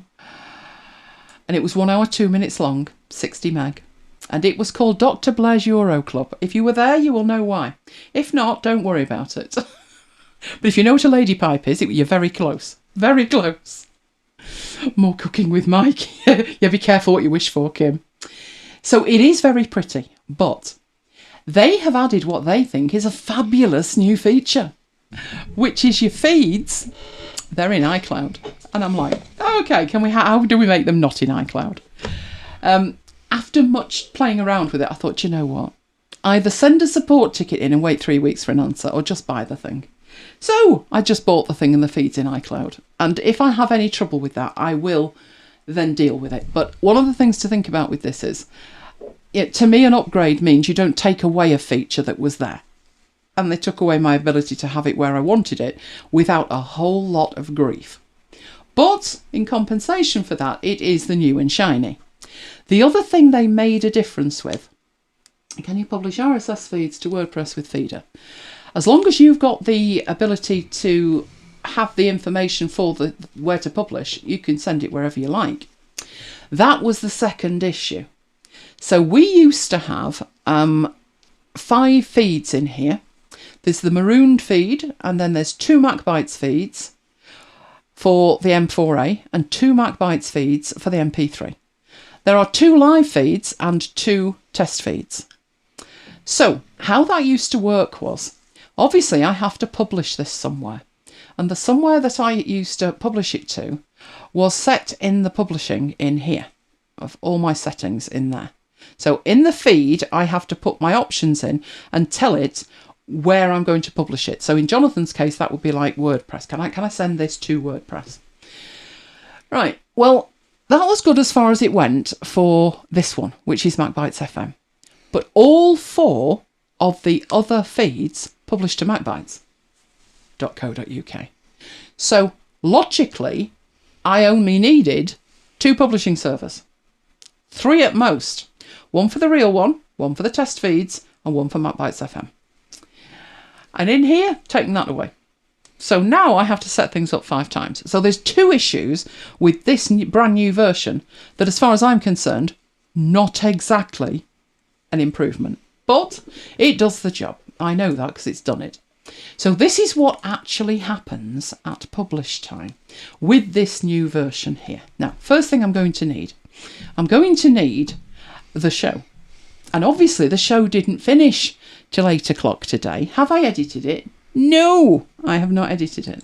So what do I do about that? Well, we've got a whole thing going on here. So let's see if it actually works. I have in here my MacBite stuff. And in my MacBite stuff, I have my episodes for Marooned. So I open these up and I have the Hindenburg files. I have the full quality backups and I have the 4As and the MP3s. So I'm actually interested in the Hindenburg files for these. And there's Jonathan's 272, and it's yellow. And here, that's yesterday's, that's done. So I make that green. But this is the one I'm dealing with right now. So first thing I do is open this up and open up the file. This is just a blank framework. It does have a few files in. No, we don't want that. Go away. Bye-bye. Bye-bye. Yep, bye. So this has got everything I need in it in terms of the opening titles are already there on the timeline at the top. And I have all of the generic stuff that I need down here. But what's missing is the actual recordings. So they are somewhere else. And I have a folder that I put stuff in, which is this one. Now at the moment, what we're looking at here, that is what's recording right now. Happy Christmas, Marcus. These should be actually increasing as we go right now. These are the recordings from earlier today. So if I open up this was what was recorded. My microphone twice, a backup, Mike's microphone, backup of that. And then all the Farrago stuff, the loopback pipes recorded. But the one that we're interested in is what you guys heard, which is the composite. So that's the recording I'm looking for. So we'll get these out of the way and I will drag and drop in the composite recording. Now, I will stick it on my track, only because it is a composite recording. If it wasn't, then everybody would have their own. Now, I can tell by looking at that, so over here, where the music finished. Why are you not zooming in? Crying out loud, this mouse will be the death of me. Okay, you're not zooming in. I'll do it that way then. Right, so I zoom in a bit, like that. And I can tell that's me saying it's 7 o'clock and time to be marooned. And then there's that music bit there. That's the start of the music. Then there's the crunch. And then there's me saying hello. So I take that away because we've already got that on here. And it wouldn't be the first time, would it, young Jonathan, that things have been said as long as are you ready and then Mike starts talking. That kind of stuff. But I know that's about right. At the moment, I can't do much in the way of checking that, but I will. So that's the start of the thing sorted. I would then, in here, I have no idea why this isn't working. Oh, it's all very weird. I have to swap now. Let's swap the mice and see if that's any better. No, that's not behaving itself either. Okay, never mind. Right, that is the whole recording. So this bit at the end, where we say, and see you next time, all of that, we need to zoom into that. So I'm going to move so I actually get the whole of that and then zoom in at the end. And then let's have a look at what that says there. And obviously I'd have to be fairly careful here where I actually cut that off. But I can tell, bitter experience, many, many times here. Is it a magic mouse by any chance? Do you know, it wasn't Peter. That's what I've had to switch to. There's something weird going on. The mouse is a Logitech. And normally when I do that, it zooms in and out. And tonight it's zooming me up and down. So there's something definitely wrong. And there we go. Oh, it's having it now. Right, it's having it now. So I'm back with that one. I know from experience that can probably be cut off there. So the only reason that I do this, don't do that. The only reason that I do it this way is there's a gap. And there could also be sounds on it. So I cut the end off that you've actually heard. And I grab the credits from up here and I put them over the end. And I have a tiny bit of overlap. So I would probably pull that back to there. So that's me saying, stay safe, guys. And then that comes in. Right, that is the whole thing. That's all the edit it needs. If only MacBites could be edited so quickly. But there's one more thing I need to do in here in terms of metadata, which is I need to go into there and I need to put the day. And that one was today, so that was 284. And the track is 284 for the numbering on the feed. And OK to that. And that is it. I am then done. What I then need to do is to produce that as a show. Now, you'd normally think of exporting it, and you can indeed. There is an export. So you could go and you could export it, and it will give you a file save dialog box, and then you would put that as and when it needed to go. But we need this to be much quicker than this, or it won't get done, will it? So there's also a publish option. And for the publish option, these are just save exports. So they're all saved. There are 6 of them. 4 of them are for MacBites and 2 of them are for Marooned. So for MacBites, we have a rough cut that Mike listens to. Mike picks up any little issues. Like when Siri was speaking when he shouldn't have been. And once it just went totally blank in a piece. And we went back to the original, it was there. It was just, it exported it, he didn't like it. So we have a rough cut. We also then have an M4A and an MP3 that go up to S3, and an FQB, which is a full quality backup. But this is Marooned. So for Marooned, we have the cloud and we have the full quality backup. And then all I need to do is hit publish. And the difference between that and doing an export is an export would put it somewhere on your hard drive, and you would then need to publish it. Hello, Carol. Carol's in the house. So I'd have to move it, and this publishing gets you around that. So it's like having a saved export configuration. So it will take longer to make the MP3 than it will the WAV, which is the full quality backup. And the reason for that is it's actually crunching and compressing the MP3 as it goes. But with the WAV, it doesn't need to compress it as much. So even though it's writing a bigger file, it will take less time. Now, at the same time as it's doing what it says it's doing there, which is it's writing the file out, it's also actually uploading it. So we can actually see where MacBites really genuinely lives. So while it's strutting its stuff, see how fast it does the WAV. Right, here's our finder. These were the files we were working with. This is where they're going. They're going up to MacBites FM. And this is a drive. It's a cloud-mounted mount point. And there is the folder that lives up there for the shows. And there are all the shows. Look at that.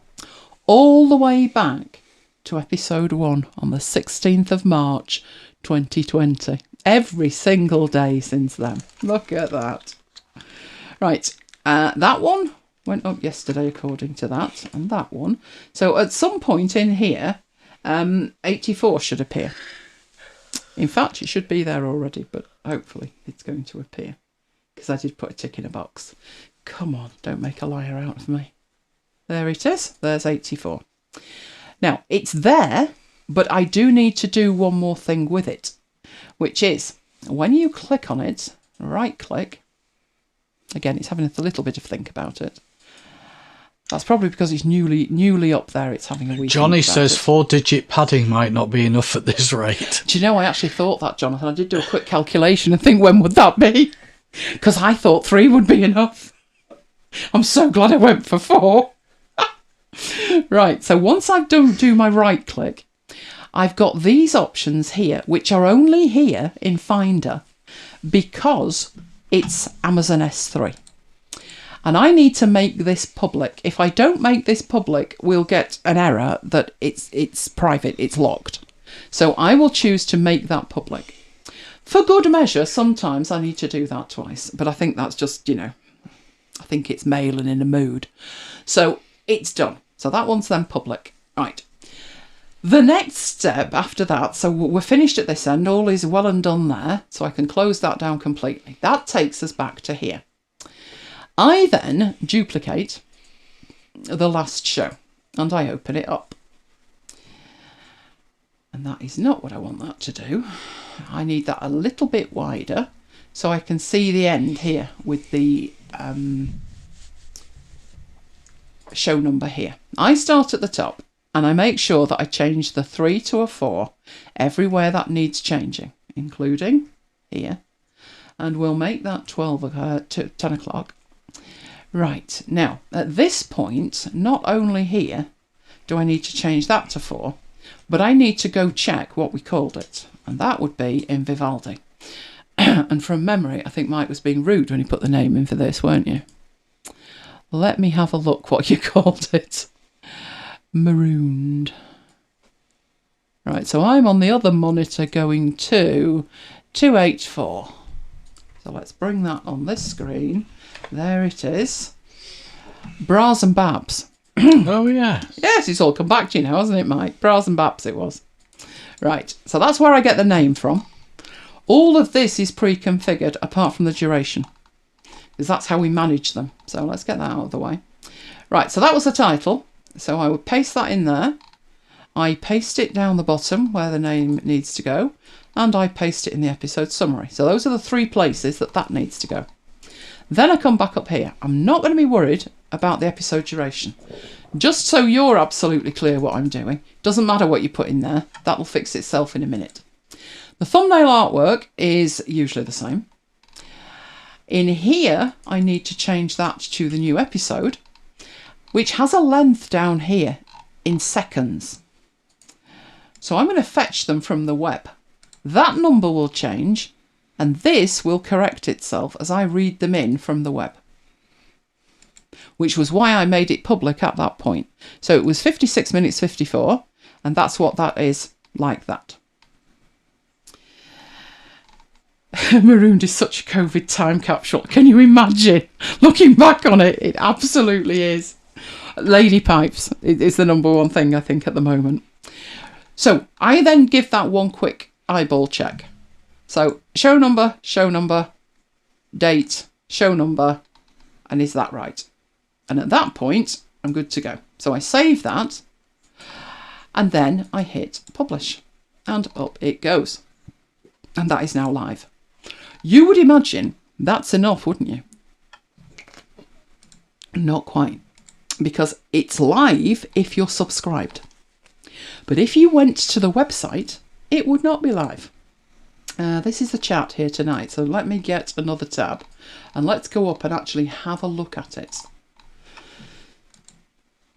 So it's live if you're subscribed, but when you go down here, no, you've only got yesterday's. So we have to have it appearing in here as well. And how I do that is with Ulysses. So inside Ulysses, this is yesterday's, this is today's. I have a framework ready, but I do need to put the title in 2 places, and then I'm good to go. So a lot of work's already happened at this point. Gives me a preview which bears absolutely no relation to what it looks like. This is a new feature in Ulysses. I hate it. I just want to see that. I don't want to see the preview. I just want to see this.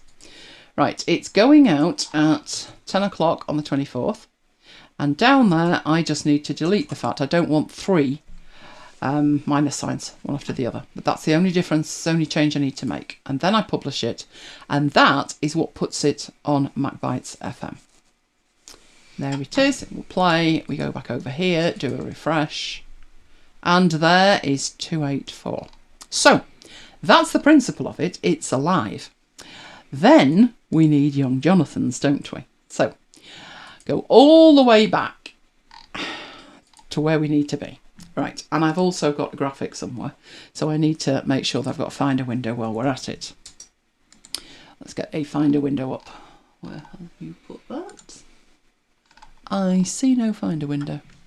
You're hiding it from me. I'm sure it'll appear at some point. Right, I will get an extra window and we'll do it that way. Okay, so how do we start with Jonathan's? Well, exactly the same principle. We'll use this window, seeing as though the other one's completely vanished. Unless I do that and then we get another one. There we go. So I start off in exactly the same way. I go up to MacBites and I go to Marooned and I go to not the show art. No, I go to episodes. And I'm looking for the Hindenburg files. And this time it's that one. That one I've just published, so I'll make that green. It's this one. So into there, that already has the name on it, so that's fine. Open that up from there. And then get this one and that one out of the way. And when Hindenburg opens, we're good to go. Awesome. Right, I'll start off by putting the number in. So you should be following along nicely now. Right, and the next thing I need is the actual audio, all of the audio streams that were recorded for that one, which may be a tinge trickier because they could well be down here in areas under MacBites and marooned and source files. So these are the source files. They are huge. That only goes from day 208, but they are huge, trust me. So there is 272. Now, this is what makes it more complicated, Jonathan. This was why it got tricky. It was also by request when we did buildings. So those files are even more huge than normal. This is all the files that I've got for that show. And I need to dig out which was the one that would have included all of us. Because there's my microphones. There's my microphones and Mike's microphones and my backup and his backup. Then there's Jonathan and Mike and I in Skype. Then there's the actual radio broadcast we did. Then we've got more microphones that carried on till 1 in the morning. So my first problem is I've got 36 recordings, which is the right one. From experience, that's the right one. It's the composite. It's the first composite. We do have a composite down here, but that's got a different date on it. So I know that that's the third composite. The date's at the beginning. That's the one I need. But because I might need it by request, I need to make a copy of it before we go any further. Also, the majority of that 2.1 gig file won't be marooned. More of it will be by request than will be marooned. So I make a copy of it for that purpose, and then I do a pre-edit. There's a lot of files, Jonathan. Shall we have a look how much that would come to? 50.5 gig for one show, which is why I need to be careful with it. And why the next person that says, why are you buying a 14 terabyte drive? There you go. That's why I'm buying a 14 terabyte drive. Because until these are all dealt with, they have to sit there and I can't do anything with them. Right, so this one here is the one we're looking at. It's the copy. And what I do with that is just put on it which marooned day it was. That's what it was. Now, bear in mind, I might need to re-edit this tomorrow, Jonathan, because I can't actually hear it. But I'm going to go in and we'll do what we can with it. This is what that looks like.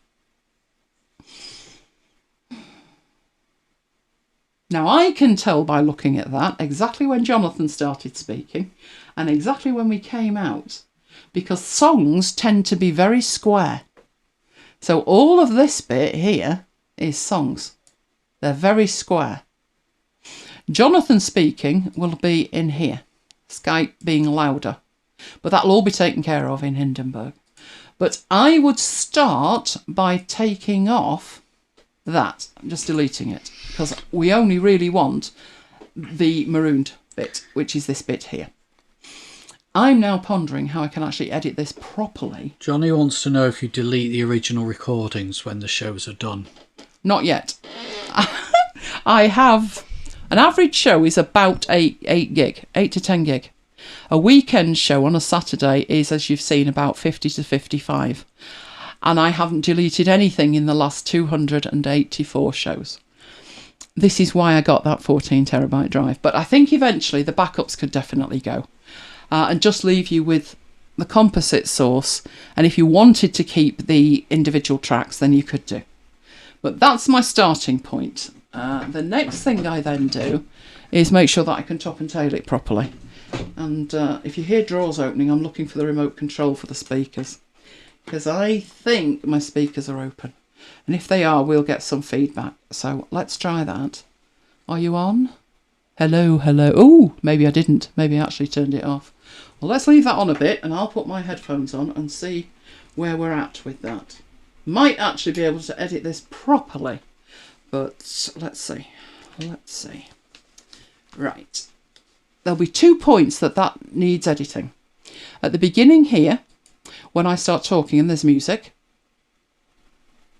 So how I do that is go in and look at it. Right. I can tell you that bit is me saying, hello, it's 7 o'clock, time to be marooned. That's the music. So that there's the apple crunch, meaning that that is my edit in point. Probably about there. So I just delete it. And that's me saying hello and welcome to MacBites. Right, other end, I can see I've got some music, but we would have done some kind of count out. Sometimes you can see that. That looks hopeful. That bit there. That looks like Mike doing a countdown. I'll have a listen and tell you if it is. Very quiet. Yes, it is. It's Mike saying 10, 9. I wonder when we said goodbye.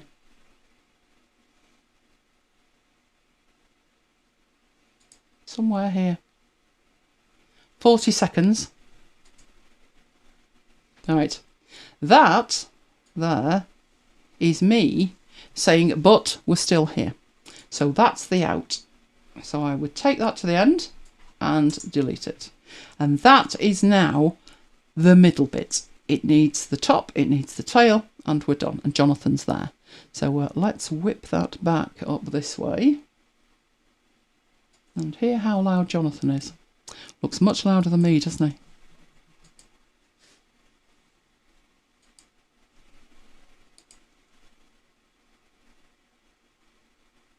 Yep, that sounds absolutely fine. Jonathan, you sound marvellous. Right, so that's the pre-edit done. That means that down here, that is only 692 meg, whereas if I'd done it from the original composite, I'd be juggling a file of 2 gig, which I don't want to do. So, topped, tailed, ready to go. Are you following along? What's the next bit I need to do? So I'm going to take that out of the way. We've got this sorted. What I do is drag from that date onto my timeline there. Know that that is already edited. So at this end here, all I need to do is get the in me speaking, saying hello and welcome to MacBites, lined up, and that's about right. Oh, this having a mind of its own in the zooming department's driving me insane, but apart from that, at this end, that's the out. So that's good night from me, good night from Mike. We'll see you next time. And then the last bit, which is stay safe, guys. So let's put the credits on there. Eyeball that. That's too much. So that would need to move slightly that way. Just catch it at the end. And we've got an edit. So save. Then publish. It's a marooned. And I want the full quality back up. Publish. And it's going up, Jonathan. It's going up. In fact, that one's taking a lot less time than the last one did. I wonder why. They're the same length. Curious. Right, while it struts its stuff, I'm going to head off and find an asset that I prepared earlier. Don't you love it when I prepared an asset earlier? Always presupposing you can find said asset earlier. There we go.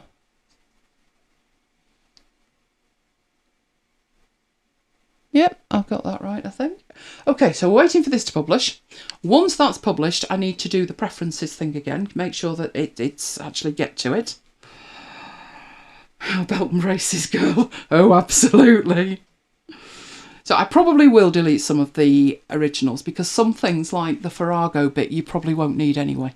The Farrago bit is the credits in and out, the titles in and out. What other bits have we got? My backup recording wouldn't be needed. Mike's backup recording wouldn't be needed. So I probably would do it. I could probably save half the disk space. But the thing is, at the beginning, you're like, I don't know what I'm going to need because I don't know how I'm going to do this. Because originally it wasn't a podcast. It was just going to be a live radio show. And then people were like, I want to listen, but I've missed it. So then it became a podcast. And then it was like retrospectively putting a workflow on top of it. But that bit is done. So let's come out of that bit. Right, this bit then needs to be done, so we'll open that. In fact, it would probably be better to head back to this one and duplicate that. On account of the fact that that is going to be the day after, isn't it? And that was the 11th, so this must be the 12th. And then start doing all of my changes in here. So the 12th at 10... And then I need to go find the title. So let me head back to my table where I had that. Tell me I've got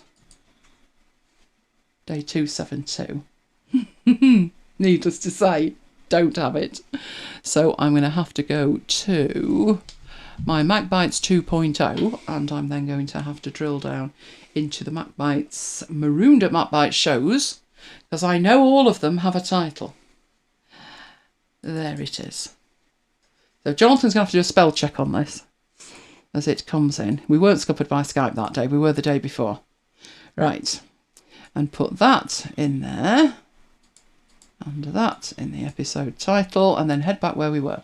72, 72, 12, 72, that's right. Don't care what that is, that will be updated. But I will, over at this point, go and put 2 in there. But when I do, it won't work. Because one thing I didn't do was give it permission. So this is what it looks like if you don't give it permission. It says it's forbidden. So what I need to do is head to MacBites FM, where we went before, shows, and now in here we have 272, and we need to make that public. Jonathan, it's alive. It's alive. I'll do it twice just in case. Never trust it once. Right, this time, when it's in there, fetch from the web, and it's correct. You were 1 hour and 34 seconds. Right, so 72, 72, 12, 72, 72, times right, we're done. Awesome. So save that. From there, that one shows that there is one show to be published. Even though it's the 12th and not further on, it's there. And do that to make it live. But bearing in mind, it's now live. We can close feeder. Oh, typical. Take your time, don't mind me. Right, let's get it out of the way anyway. But it's not alive on the website yet because that comes from Ulysses. So I will head back to 272. There it is. Name's already there. Everything is there. But here, we're going to delete that. And we're going to put young Jonathan's masterpiece in. Johnny says he can see it. It's there, it's alive. Must be subscribed to the feed. Right, I'm going to add that one in, which is young Jonathan's artwork, which is going on the website. So, everything else was already sorted. All I need to do is do the publish thing, which I wish I could just hit publish because I don't want to preview it. This one was the 12th at 10 o'clock. Which it wasn't, obviously, but it is in the telling. In the telling it is. Get rid of these two down here. And publish. And then Jonathan's lovely artwork is there. And that is what that looks like. Jonathan, you are totally alive. So do you want to check that? Can somebody check that that's alive for me? Because I can't hear it even if I do. On the website? Oh, can I? Hang on. Can I on my headphones? I can hear myself, which is most alarming. It's alive. It's alive on the website.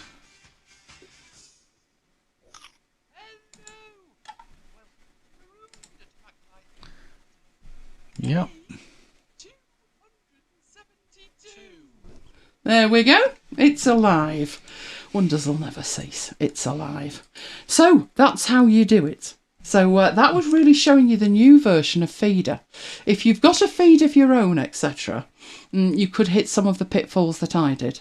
Oh, and the other thing I need to do at this end, once it's alive, so I know it's alive, is go in and say it's alive. So make sure that that's published. Which I also need to do with that one, otherwise I'll publish it twice. So I add in a little, it's published. And you can see I've run out of shows now. So I'm going to have to do some more of these for tomorrow, because I have them done up in hand. So the last batch looks like it was 25 of them. Yeah, because you keep thinking, they keep saying to us, don't they? Oh, well, it'll all be over by Christmas. Yeah, didn't say which one. So that is the feeder thing. Right. So, you happy with that, Jonathan? You're famous again. You are. Of course you're famous, Jonathan. We all know you. And you're still craving Latkiss, loving this. Christmas Latkiss. Right. What have I got up next? I've got one more thing next, which I'm looking at and thinking, yeah, I think we can squeeze that in, can't we? Which is Dropzone 4. This was requested by Kim. We've looked at it before, but it was in relation to something very specific, rather than what could you use it for more generically on your system. So the thing that we use it for, mainly I would say, is the black hole. So our black hole is a cloud-based folder, well, actually a series of cloud-based folders, that Mike has access to and I have access to, and we configure Dropzone to quickly enable us to drop files in there for each other. So if it's just some kind of random file, now obviously if it's a MacBites file, it probably has a proper home on MacBites, and that's where it should be. But if it's just a random, I've got this text file and it's got, 2 paragraphs of text in that you need to paste somewhere, instead of like, well, where shall I put it? Well, I don't know. Well, if you pasted it in here, well, I can email it to you. We don't have that conversation. It's just stick it in the black hole. And that's the actual line, isn't it, Mike? Stick it in the black hole. Right. But you can use it for other things. So what happened was Dropzone 4 came out and it was subscription. And I'm like, subscription for that? But we do use it. And I was torn. But I decided, no, do not go there. Have a think about it by all means, but don't go there. Because I was using it in a way that, the one I had worked fine. So I didn't really need to upgrade from Dropzone 3. But I knew that Biggles was coming and I knew sooner or later I was going to have to do it. What then happened was there was a lifetime deal. No subscription. The developer actually said, I've been apprised on many, many levels at many, many times, you don't like subscriptions. So I'm going to offer this one-time deal. So that's why I upgraded. But in principle, this works exactly the same, however you do it. Whichever version you use, it doesn't matter. So it's actually running all the time. It's one of the very few things that gets space on my menu bar. It is actually that icon there.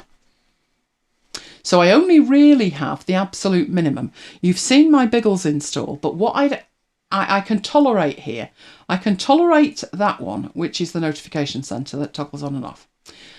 That's the clock, and it's hooked up with this icon, and it's actually an application called the clock. So I don't have the system clock showing, I have that one showing. Then I have bartender. Gone. Where's that gone? And bartender takes care of all the other icons. So the only one besides that is this one, which is Dropzone. So I'm very, very picky. Right, what we do if I want to send something to Mike. So let's say from earlier today, I have this picture here of our lad. Look at that face. Just look at that. And say I want to send that to Mike. Right, I have it configured in here when I go in that I have a Drops for Mike, which is black hole. I could archive it, which is rough backups, random ad hoc backups. I can get to my downloads folder, and then I've got some actions, which we'll look at. But this is in essence a little panel that pops up and enables you to do certain things with files. It's as simple as that. Certain things with files. So the first thing to do would be to send it to Mike. So I would just grab this, drag it over there, and then drag it down to wherever I want it to go. Now, I've set it up to move it, but sometimes I don't want to move it. I want to send Mike a copy. So if I drop that, it will send it to him, and my copy will disappear. I will have moved it. If I, at this point, rather than have two configurations, one for moving, one for sending, if you hold down the option key, you get the green plus, and that will send a copy. So as I let go, it looks like a little battery thing filling up, and it's gone. It's in the black hole for Mike. The black hole being a shared folder that we now have on, is it on Dropbox? It is, isn't it? Or did we move it back? Let's have a look. No, it's on there, I think. That's interesting. Hang on, Drops for Mike. Are you sure we didn't move it back to Google Drive? We left it on Google Drive. We did, that's right, it's there. I'm trying to find the file so I can show you. It did actually do it. It did, there it is. There it is. So down there we have exploring, and that's it. The reason we left it on Google Drive, we had an experiment and took it onto Dropbox. And the problem with Dropbox was it was making everything local. And these are supposed to be in the cloud.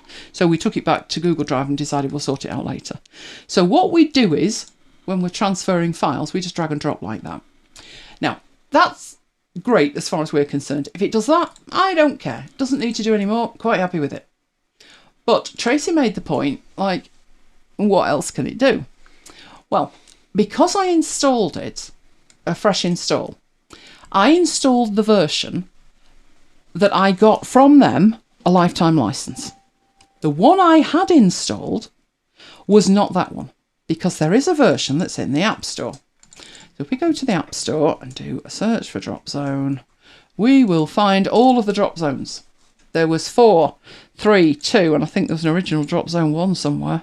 And they're all still available there. But this is the latest one. Now you can see here with this, I haven't even done the get thing. Because when you look down here, and people do love it, when you get down to the bottom, there is an in-app purchase. It's $1.99. I'd pay $1.99 for that. But what does $1.99 mean? Is it per month? Is it per year? Is it a one-off payment? Which is why Apple and all their, we'll set up privacy policies and it'll be amazing. We'll have little labels, health labels on apps. Can you just tell me what on earth the in-app purchase is? No, I'm happy. Yeah, I'm less concerned about the rest. I'm more concerned about I could get that and I could look at the in-app purchase and I haven't got a clue what that is. From memory, when it kicked off, I think it's $1.99 a month. I wouldn't be surprised, but that's why I didn't do that one, because there is an in-app purchase. If you buy direct from the developer and you choose the one that is an outright purchase, then there is no continuing payment at all. The other reason to do that is the actions, which is when you go into here, you have your preferences and you can set this up however you want. So what do you actually want in here? So when you go in here, you need to add one. So you click add. These are the options you've got to add things. There are built-in actions. There are obvious file actions. So do you want to open an application, move some files? That's the one Mike and I use. Copy some files. Now these two are interesting. If the majority of the time you move files, then by all means choose move files. If you then want to copy, hold the option key down. But this one, if you copy the majority of the time, but just this once you want to move, hold the option key down. So these do have two alternatives. But the built-in actions are where you can choose things and send, well, do whatever they are. So email, that would send an email. So if I drag and drop a file on it, it would create me an email and it would have an attachment. And the way it's doing that, the reason it's got this icon is that that's Mail Plain, and that's my default mail client. You could also send things via AirDrop or Imager, or upload it to S3, Google Drive, FTP, send it by a message. These are all the options that you have that are built in. But you'll see at the bottom you also have more actions. And the more actions take you outside. So the same thing happens, let's get that back, at the bottom here where it says cloud actions. The more actions it's talking about are things that do not ship with the application. These are what ship with the application. So if you wanted to open a URL or send a message, you could do that. But when it says more actions, it's talking about actions outside of the application. Cloud actions. So I've added some cloud actions. I've got two here. I've got the YouTube downloader and I've got Say Text. And Say Text gets my machine to read out some text to me. So sometimes I've got text in a text file and I want it read out. So basically as a proofreading exercise. So what I do is I drag and drop that text onto that icon and it reads it to me. And the only other one I've got, as you can see there, I put a custom icon on it because the icon was horrible. It was this black one. And the only other one I've got is a YouTube downloader. Those are the two cloud actions I've picked to be the most useful. If they're ever updated, I can click check for updates and it will then update these two that I've got installed. But if you want to add more, maybe you would like to do something different, then you have access to the cloud library, the library of cloud-based actions. But you only have that if you purchase this directly from the developer. They are not allowed to put in cloud actions or an interface to them in the App Store version, because it's like a backdoor. So Apple don't let them do that. So the reason I didn't have these two enabled the last time we looked at this is purely because I was using the App Store version and I didn't have the ability to. But when you click there, what you get is this. Right, click away there. Yep, fine, we're done with you. Right. Takes you out to this, which is their library. So the first one was YouTube Downloader. And I thought, I've got an app that does that. But I was also thinking to myself, it would be handy to have a backup because I'm going to have to switch licenses and stuff. Other things that are useful here, the ability to zip files or maybe create a DMG. You can print stuff from there, you can do image searches, you can get the Pathfinder thing. So whatever's selected in the Finder, it will copy the path. This is the speech one that I've got. You can change the desktop picture. So in essence, you've got this directory of extra functionality that you don't get with the App Store version 1. And you can even upload a video. Can't say I would use that to upload a video, but I have done in the past with a different app. So I picked 2 of those. Most interesting is this YouTube Downloader, to be honest. But that's how you do it. All you need to do is click install. So I'll install the zip files one.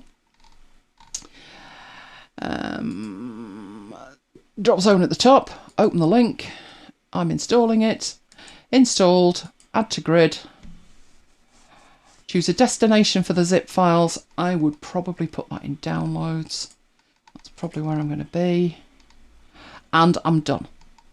Now when I go back to my grid, I've got 3 things down here, whereas before I had 2. So it's very simple to make this extensible. And you can write your own. But like I said, huge caveat to the whole thing working is that you have actually got the right version, which is the direct version. Now, I could do with finding a short video that I have done. The shorter the better, I'll be honest with you. So if I go to my blog and I find a boot disk video, they're about 5 or 6 minutes. There we go. So which one's that? LCAP, Sierra. I know there's a more modern one than that, but you know, that'll do. So in here, I will have done a tutorial that's a step-by-step thing. Clarify. Right, and then down the bottom, there's the actual video. So if I do this and say YouTube, it takes me out to YouTube and there's the video. Right, I'm going to just copy that. So I've copied the URL of that video onto my clipboard. I do love it telling me I'm live now. I think it's best I know that at this point, isn't it? Right, and I see young Jonathan's excited now because it's on setup. Right, what I'm going to do up here is just go to the downloader, not paste or anything else, just click. That's it. Only needs to be clicked. And it starts downloading it. And it's downloading the entire video. I believe 2 people don't like that video. Something wrong with people, I swear there is. Right, so I can get rid of this, I can get rid of that, I can get this out of the way. Now, you guys need to tell me about the setup version. I'm assuming that that works quite nicely with all the extensions, but probably just on one machine. But let me know. Right, so that was done. And it will have done that to the download folder. And there is the download folder. Jonathan should recognise that font. And when there was an image as well. But there is the video. So it has downloaded the whole thing. Literally just clicking it. And it's got the good quality version as well. It's not brought down the horrible version. That is a 1280 by 720. Now, I think the last one I put up was 4K. That would probably take a little bit longer to download. But that is just so useful. I do have Downy, but downy means clicking on it and then waiting for it to download, and then it give me messages and then start talking to me. That just downloads quietly in the background, just by copying it and then clicking that. That's all you need to do with it. So in terms of why it's so useful, because your reason for using it will be different than my reason for using it. My reason for using it was primarily an interface to the black hole. But now I've got this version rather than the App Store version, I can make this extensible at the bottom in ways that I couldn't before. So my 3 at the top just move files to different locations, but my actions all actually do something. So with that download folder open there, if we grab the picky of the dog and send that to a zip file, we'll just put Maya. There's the zip file in my system here. I haven't actually installed Better Zip yet, which means we won't be able to see it, but I could open it, couldn't I? And there's the picture of Maya. So it's just a quick way to do things that you can do other ways, but what I would put in there is the things that you do repeatedly and you do in another way, and you might as well have them all available from one location. So if I was backing this image up, if this was something I'd worked on and it didn't particularly belong to a project or anything, I just want to say, you know, back that up just in case. Then I would drag that up there, take it to the archive, it disappears off the desktop, and it's now archived. It's archived to a single folder that is just my like rolling, I don't know where to put it, it doesn't really have a home, but I want to back it up, I don't want to delete it, and it moves it. So it enables you to keep your entire system much tidier than you would if you had, you know, 10 different workflows to do it with. I love that. Your mileage may vary, I don't know. So let's have a look. Paul's downloaded the DMG extension. The extensions are what make it, to be honest, and you can make your own. So if there's anything else you would want to do, but tell me first, can you use those actions on the setup version? Young Jonathan's heading off to install that now, I would suspect. I would definitely suspect that. I thought there were more than that, so they're probably the favourite ones. But there is a blog, and there is like a forum where people share stuff that they've done, and even just for ideas that can really keep you going. Like, oh, I didn't think of doing that with it. That's a good idea. So I could probably configure that I drag and drop the MacBites audio podcasts up to S3. I could say, you know, a Marooned episode, drag drop. The reason that wouldn't be as useful, given it's a podcast, is if it was me backing it up to S3, drag drop done. But I need to go in and make it public as well. And I don't think I can do that with that. So I'd have to go somewhere else and look at it anyway. Right. Oh, Debbie says the setup screenshot shows action. So you should be good to go with that. Excellent. So Jonathan, you can have a play with it with impunity. Not going to cost you a bean, is it? Not a bean. Right. I'm going to head back into here. Hello, Sarah. Sarah's in. Sarah's in. Yes, Sarah's in. Because you sent her a DM, didn't you, about the mat. I did. iMat. The iMat. She replied to me. Apparently, it's Sarah would know these things, being an expert. That iMat, not the best yoga mat out there. Even though Apple think it is. But I believe Sarah. Right. We're heading over to Mike for data types. Are we? We are. That was good timing. It was excellent timing. Yes. She's been out. That doesn't mean she won't want to go again, does it? This is true, right. Which screen do you want me to share? The proper one. The Mac. Except I haven't got me... He's not set up, he's not right at all here. We've got a blue desktop at the moment. Right, there it is. Oh, but you know, they should have seen that blue desktop, Mike, because you know what Jonathan's like. He hyperventilates with your desktop. But that was tidy. True. I think you should show him how tidy your desktop is.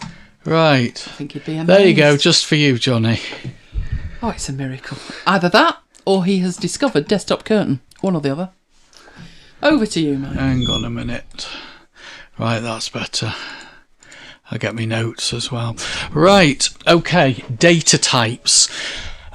We have covered data types a little bit in previous after hours, but only really in passing. So what I'm going to do is I'm going to deep dive them today. I'm going to do it in 2 parts. I'll do today and I'll do next week. But before I start, a bit of a spoiler alert. Oh, don't. No, part of what I'm going to show you, you may or may not have available to you. The newer data types are only available to those on the Office Insider beta program. Now, anyone can sign up for the beta program, but even if you signed up, there's actually no guarantee that you'll have the feature. Microsoft seemed to roll it out randomly. I've got the latest beta version of Office installed on 5 computers. I've got it on 2 VMs, I've got it on 2 Macs, and I've got it on the Surface. But I only have the newer data types available on one of the Macs and this VM. Luckily, I had them available on at least one machine, otherwise I wouldn't be able to do this demo at all. It's not actually available on the Surface, which is quite strange because you tend to think, or I tend to think, that the Surface would get first dibs with it being a Microsoft machine, but there you go, it's not. Anyway, what are data types? Well, if you think traditionally about Excel, cells in an Excel worksheet store text, numbers, and formulas. Now, you could argue that cells can contain dates and times, but actually dates and times are numbers with formatting. If I take, for example, these cells here, those are cells that contain text, that cell contains text, those cells contain numbers, even those cells contain numbers, even though behind the scenes there's a couple of formulas. That cell's got a formula in it as well. It's calculating the date, the current date. But if I strip out the formatting, it is actually a number. So ultimately, you've got 2 types of data that a cell can store: text and numbers. I guess you could include formulas if you wanted to, but primarily it's text and numbers. And text and numbers in Excel are known as data types. Now, there it lay for many, many years. But in 2018, Microsoft added 2 more data types. They added stocks and geography. And these should be available to everyone who has Office 365, not just beta users. They may have stuck them in the standalone Office 2019, I'm not sure, but certainly they should be available to everyone who has a 365 subscription. So let me show you how they work. Let's start with geography. What I've got here is a list of countries. No, they're not countries, are they? A list of cities. And right now they are just text. There's nothing special about them. It could have been a list of countries. I could have typed countries. I could have typed cities. I could have typed states. I could have typed counties. So you can type a single item into a single cell. Or you can do what I've done, which is typing several items into a range of cells. It doesn't have to be consecutive cells. It could be across a row rather than down a column. It really is up to you. But right now, they are just text entries in 6 cells. If I select those entries and I go up to the data menu, I have this data types section here. Now, most of these that you see here are the beta ones that I'll be talking about shortly. But the ones that should be available to everyone, as I said, are stocks and geography. Even currency is one of the newer ones, but I'll come back to that. So stocks and geography. So if I click on geography, what it does is it turns those text items or text data types into what are called live data types. And the fact that there's a little card next to each one indicates that it is a live data type. Now, as you go through, you might find that there are certain items that it doesn't recognize, in which case it will put a question mark instead of a card. And if you click the question mark, a panel will open up on the right hand side and you can provide more information. So because it's relying on an external service, it's relying on Bing, the Microsoft search engine, then you can't guarantee that it's going to find everything. I've deliberately for this demo picked things that it will find. Okay, so if I actually click on any of these cards, it will open up the card and it will give you a load of information, which, as you can see, it is actually pulling in through Bing. It gives you a load of information about the item that you have selected. Okay, now you can't add your own elements to the card, so it's predefined elements like who the leader is, which country it's in, population, etc, etc. So let's do the same thing for Sydney, for our Aussie friends. There you go. And you've got all the information that it's pulling in about Sydney. Okay, so it's turned those static text entries into live data types, as they're called. Think of each of those pieces of information as a property of the location. Now, the next bit I can do for an individual item, or I can do for some of the items, or I can do for all of the items, but you need to select the items that you want to do what I'm about to show you to. So select all the items, and then I'm going to click on this Insert Data button, which appears. So it appears whether you select one of them, two of them, or all of them. And when you select the Insert Data button, up pops a list. And that list is a list of all the properties or elements associated with a location. The one I'm going to choose is population. Those headings, by the way, I've had to type in manually.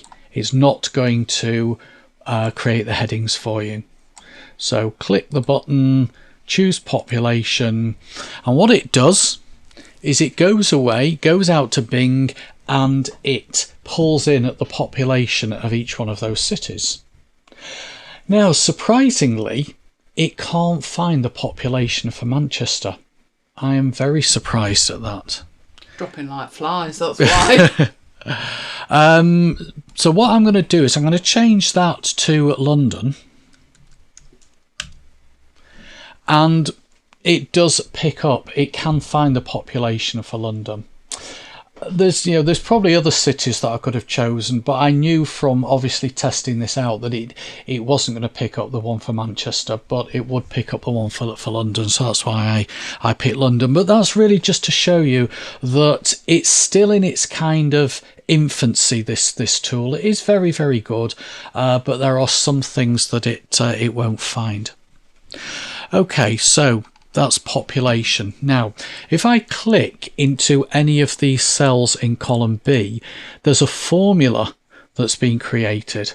And the formula, it's like any Excel formula, begins with an equal sign, then references a cell, which in this case is A4, or it could have been A3, it could have been A2, then a dot, and then the word population. So I guess for most people, this is a new way of referencing things within a formula. It's always going to be an equal sign, so that's not new, but then it's cell reference, dot, and item. Now, the good news is that all I had to do was click the button, choose population, and it filled all the formulas in for me.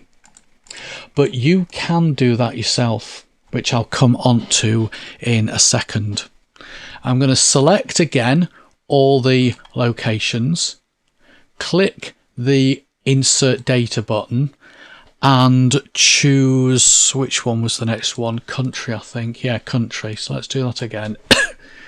Choose country.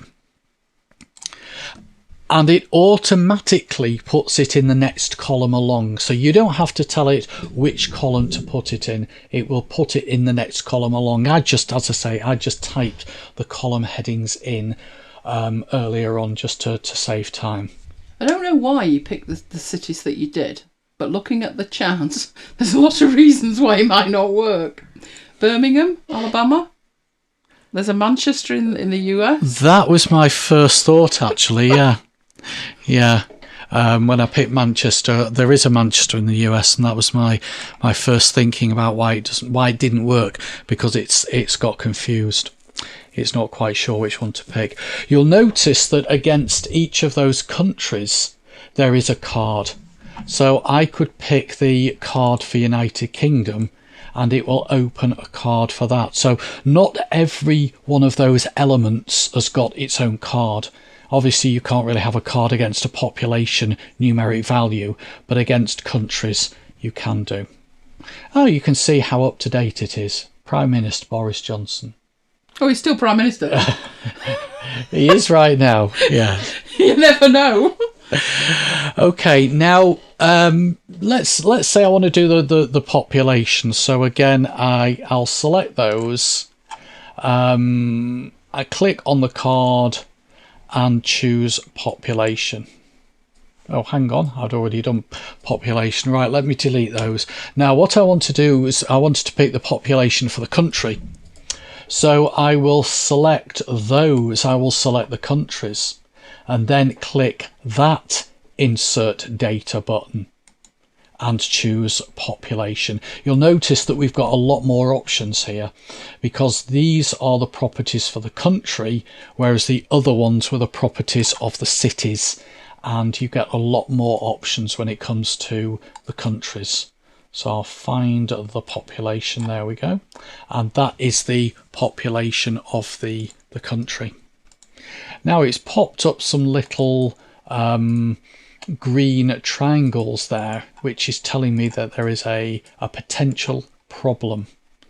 So if I click on that little button there, copy the formula from the left. I don't want to copy the formula from the left, because what it's doing here is it's picking up the fact that I've picked up the country or region from column A, but here I've picked up the population from column C. So yes, there is some inconsistency, because these formulas refer to column A, these formulas refer to column A, these formulas refer to column C, but that is exactly what I want. So it's Excel pointing things out to me. You may have had that happen to you before, where you've got inconsistent formulas. It doesn't just appear when you're doing these geography things. It appears all the time in Excel. You'll notice, by the way, that the country/region is in square brackets.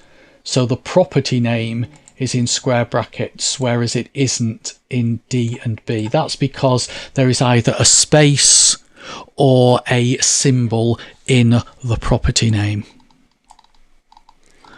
Okay, now there's another way that you can type the formula in, and that is to type it directly into the cell. So if I wanted the unemployment rate of the countries, instead of selecting the countries and doing it this way, which I can do, another way to do it would be to do it manually, typing in the formulas. So equals C2, and you don't even have to type the dot. As soon as you type C2, because it recognises that what's in C2 is live data types, it pops up all the properties, and the one I want was unemployment rate. Press enter and then just copy that formula down. So it's picked up the unemployment rate from each country. And then finally, what I want to do is I want to calculate the actual number of people unemployed. Well, I can do that if by basically calculating 4.59% of 144 million and copying the formula down. So I'll do a straightforward formula as being D2 multiplied by E2. And that is the number of unemployed. So if I copy that down, we've now got that for every country. So that's just a normal formula. Now, another way I could have done that would have been, again, do this in column F, would to be to put C2 dot population multiplied by C2 dot unemployment rate. So you can do formulas like that, which means that if I didn't include column D and E, so let's enter that in, copy that down, and actually delete columns D and E. I've still got the unemployment number. So even though the unemployment number isn't one of the actual properties, I've calculated it by saying calculate the population of the country and multiply that by the unemployment rate of the country. So I think that those are rather cool. Now, if you wanted to update that, because obviously, you know, populations don't update every day. Well, maybe they do, but you know, the actual published populations don't update every day, but maybe they update them once a year or once a month, who knows.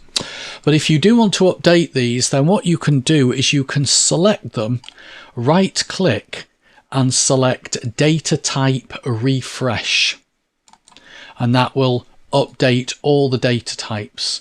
The other way of doing it is to click on refresh all. That will actually update everything in this file, all the data types, any pivot tables, any Power Query links to external sources. This seems to be taking its time. That's probably because it's doing so many data types that it's updating. So we could sit here for a while whilst it's updating, and I could have a look at any questions. We got any questions come through? I don't think there is there? No, we're just talking about 2020. We've had enough. We've had enough, yeah. I think we've all had enough of 2020. Okay, right. What I'm going to do is I'm going to kill this file off because it seems to be taking too long to update everything. Can you see how impatient he is? Can you imagine trying to watch football with him? It's 2 minutes in and they've not scored. No. So let's just go and kill Excel. There Talk about kill your darling. And go back in and do the next demo. Okay. Right. Jonathan's got a question. Jonathan's got a question. Right. Can you only use data types on Microsoft, or can you bring other sources in? Now you're spoiling my ending, Johnny. But you might be asleep by the time we get to the end of this demo. So I'll out of his misery. I'll tell you now. We'll all be asleep. Oh, thanks. What you can do now, one of the things Microsoft have just launched, and again it's in beta, is you can define your own data types. So you've got these predefined ones, but what I'll show you next week is how you can actually define your own data types. So hopefully that answers your question. That's okay, Johnny, I don't mind. If you wait till next week's demo, you'll see what it's all about. Okay, let's have a look at stocks and shares. What I've done is I've built a little table here. So I've got some headings that I've typed in manually, and I've typed in 4 company names. I've kept it to tech names, but it could have been any company names. Another question, is that via Power BI? It can be via Power BI, Neil. You can do it via Power BI. You can also do it just via Power Query. I'll show you both next week. Okay, because there's just too much to cover in one session. So yeah, keep you hanging on for that till next week. But yeah, I've just typed in 4 company names, and again, like the countries and the cities, they are right now, they are just text.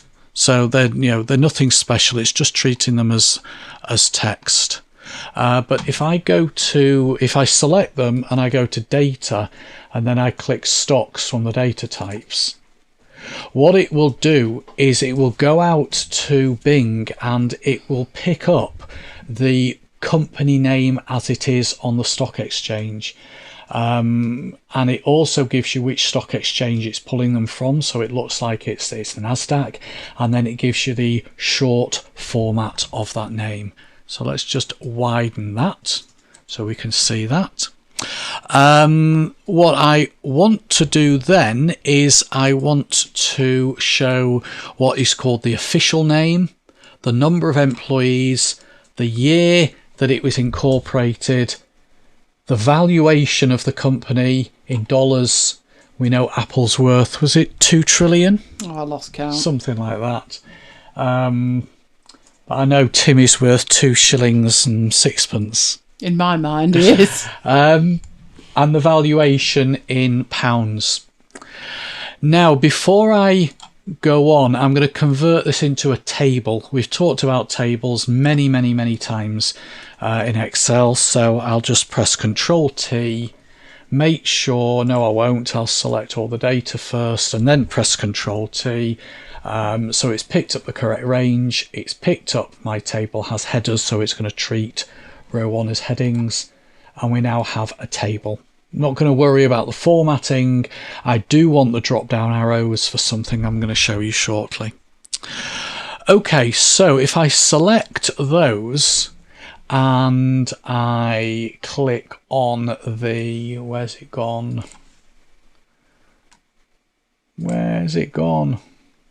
Oh, it's stuck it right over in column G. Oh no. Ah, hang on. Yes, it has. There it is. The data column. What I want is the name. So I'm going to pick official name. And it's put it over there. It shouldn't have put it over there. How strange. Okay. Tell you what I'll do.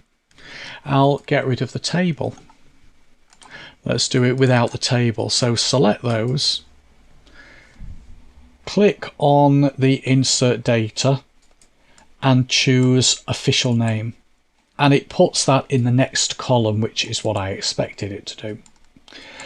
So those are the official names.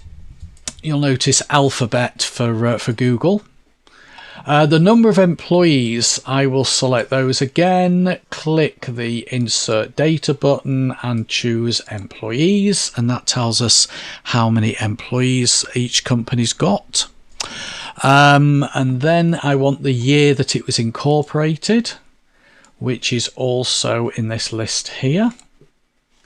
And I want the valuation. Now I've called it valuation, but they're calling it market capitalization. So that is the total value of the company in US dollars. Okay, now the next thing I will do is I will turn on the filtering.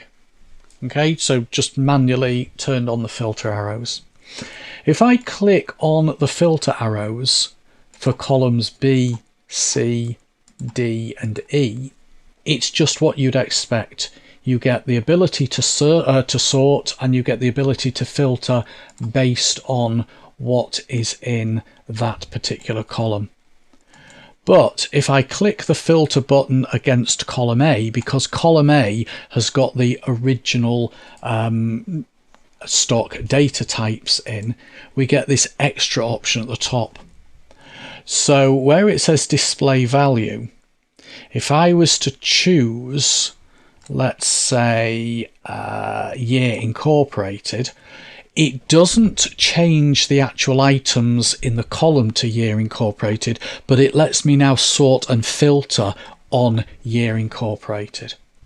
If I was to change that to employees, Now it lets me sort and filter on employees. So it means that you can sort and filter. Now you might be thinking, well, why don't I just go over here and sort and filter on employees or year incorporated? Because it means that you can sort and filter on a column that isn't even displayed. So let's say I decide to get rid of column D, but I want to sort or filter on year incorporated. I can say show year incorporated and then sort smallest to largest. So now it's sorted based on the year incorporated. Or I could say change that to year incorporated and filter for those greater than 2000. Why isn't it letting me do it? That's better. Just froze for a second. 2000. So only those that were incorporated after 2000 are now displayed. So let's clear the filter. The other thing is, if I was to add another item, let's say Facebook, it recognizes Facebook, and then I can just copy those formulas down. I'll need to apply the format to that cell. But once the formulas are in there, you can just treat them as normal formulas. Okay, so what about the valuation in UK pounds? Well, on the next tab, I've set up some exchange rates. You have to type these in manually. So you have to create what are called exchange rate pairs by using the officially recognised 3-character abbreviations separated by a slash, a dash or a colon. So at the moment these are just text entries. I will select them and then go up to data and stocks. And then from the list of properties, I'm going to choose price. And what that is giving me is the exchange rate. Now, if I delete those, I won't actually delete them. What I'll do is I will change those not to be stocks, but to be currency. I get exactly the same thing. So what Microsoft did is they brought currency in fairly recently, and currency and stocks are actually identical. Question. But let me have a look at the question. But currency is just newer. How frequently are Microsoft's databases updated? I have no idea, Charles. Surely with currency it'd have to be fairly. I would, yeah. Within minutes. I'd have thought with currency, yeah. It's actually using Bing, so it's not using a predefined Microsoft database. It's going out to Bing and using something from there. So certainly with currency, it is going to be very frequently, like you say, minutes. I would have thought. But for something like exchange rates, sorry, not exchange rates, geography, populations, etc., that is going to be maybe once a year, once a month. For stocks, again, stocks and share prices, it's going to be much quicker, if you like. Okay, so once I've got my exchange rates, I could then do a normal formula to calculate the valuation of the company. Yeah, so I could do something like this in here. I could do the valuation divided by the exchange rate, and it's going to be that one there because I'm doing the dollar UK pound exchange rate, and I want to make that absolute and then copy that down. Is that right? That can't be right. Let's just knock off the decimal places. Well, steady on. I mean, the Brexit deal's just happened. It could well be right. This is true. However idiotic it looks. This is true. Right. It could well be right. I think my formula's correct.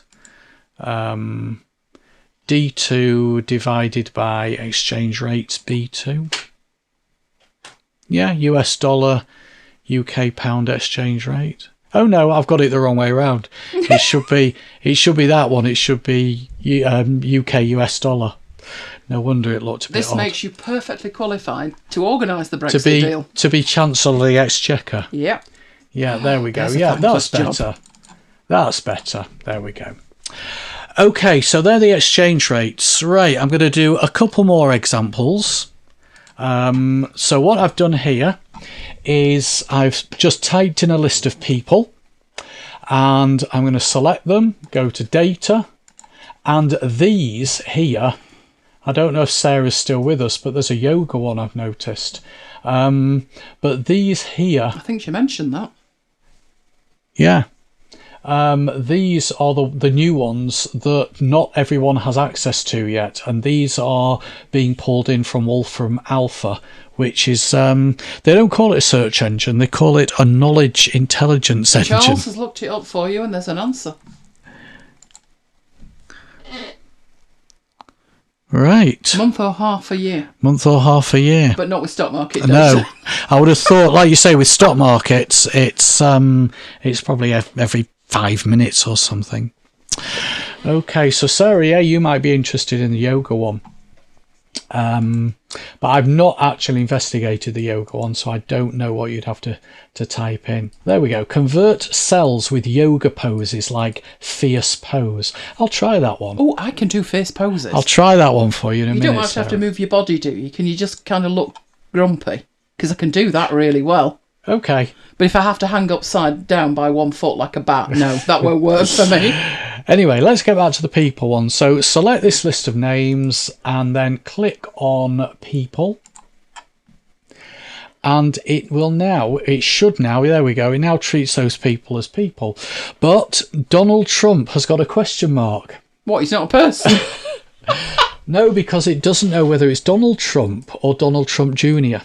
Ooh. So on the right hand side, I get my data selector and I have to tell it which one to select. And I'm going to go for the Donald Trump. That's like the Elaine Giles, isn't it? It is, yeah. That was only because I managed to make 2 of myself. Right, so there we go. So now if I select those, I will pull out the occupations of all of those people. Donald Trump is allegedly a politician, but Boris Johnson is allegedly a politician according to this. I also want to pull out their dates of birth. So let's do that one as well. Sorry, their places of birth. Come on, don't be so busy. There we go. Let's pull out their net worth, which is, there it is. Need to make that column wider, particularly for Jeff Bezos. And their age. So let's do their age. This is where it had Steve Jobs at 65. Ah, no, age isn't in there. Age isn't in there. Date of birth. So I don't have to change that column heading. And then spouse or spouses. This was when you found something out, wasn't it? It was. This is when I found out that Donald Trump had been married 3 times. And isn't Jeff Bezos divorced? Yeah, his missus has just given away a load of money to charity, something like 4.5 billion. Mackenzie Scott. That's the one. Yeah. So obviously this database hasn't been updated for a while. If it's showing us Jeff Bezos still having a spouse. The last thing I want to show you. Kim's got a question. Kim's got a question. So we could set up a stock spreadsheet that gives standard data and we could watch the changes in our own spreadsheet. Yes. Yeah, you could do that, Kim. Okay. Have a fabulous day, Neil. Yeah, Neil's off. You see this face pose, known as a chair pose? As long as you're sitting on a chair, I could do that. Right. I'm going to do this yoga one for Sarah. Okay, so if I type in here, fierce pose. Okay, and then I go and make it a yoga data type. There you go. It recognises that. If I then click the little data button, we get lots of things about that pose. For example, the body position. Standing. So it's called a chair pose, but you have to stand, according to this. It's not the ski one, is it? Some kids at school were going skiing. I wasn't one of them. Don't know how I got dragged into the prep for it. But you stood with your back against the wall, and then you moved your feet out and you slid down the wall as if you were sitting, only there was no chair. Oh. It looked so simple. Nearly killed myself. Its synonym is downward facing dog pose. Oh, Lola does downward facing dog. Lola gets on her back and all kinds of stuff. No, I couldn't do that. I bet Sarah's loving this. Not since I was 3. You'll notice that what it's done here, because there are 2 synonyms for that one, it's put them in 2 separate cells, but it's done it as an array formula, which we covered a while back. If there had been something on row 2, so if we'd had another yoga pose on row 2, then it would have put both of those entries in C1, separated by a comma. Okay, so that's a variation, Sarah. See, I'm learning lots here about... Sarah's learning about Excel and I'm learning about yoga. Downward dog. Excellent. Downward dog, yeah, exactly. Right, last demo is going to be about Queen. Not the Queen. Oh, did you see how frugal the Queen was? No. Very early on in the COVID thing, do you remember the Queen did a let's all pull together, dear? Remember that? Yeah. And she had a green outfit on and it was screaming, green screen me all over it, and Jonathan did. Yeah. She used the same outfit for the Christmas Day thing. Did she? She must have really enjoyed what we did with the last one. So I'm looking forward to your next attempt, Jonathan. So this is not the Queen. This is Queen as in Freddie. Okay, so right now it's just a word in a cell, but I'm going to turn it into a music data type. And with it being a music data type, it's got lots of properties. But here it's saying, I'm not sure what you mean by Queen. Is it Queen the group?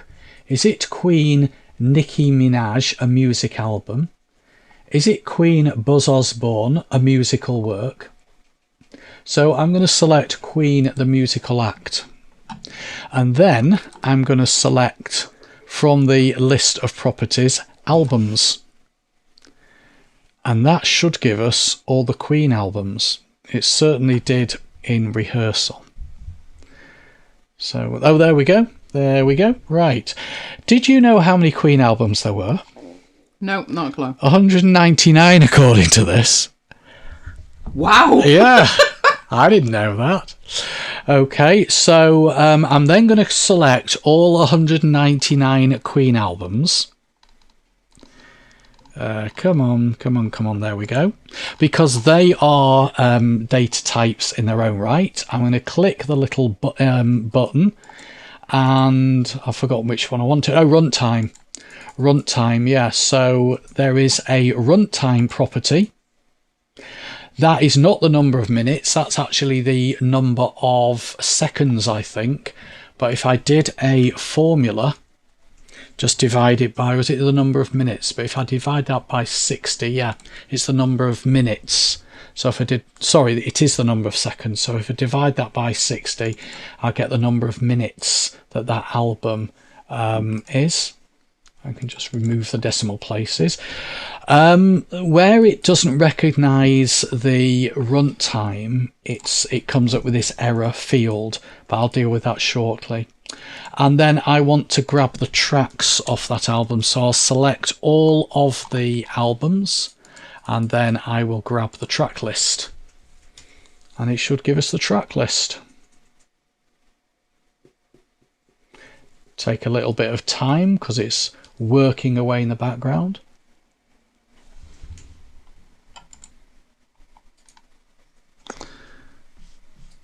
Oh, here we go. Radio Gaga's the first one.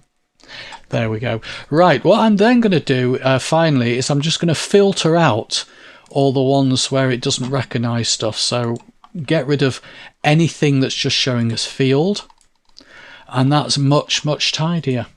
what we've got is we've got one cell that is showing all of the tracks separated by commas, because of what I said earlier, where you've got separate, you've got multiple rows.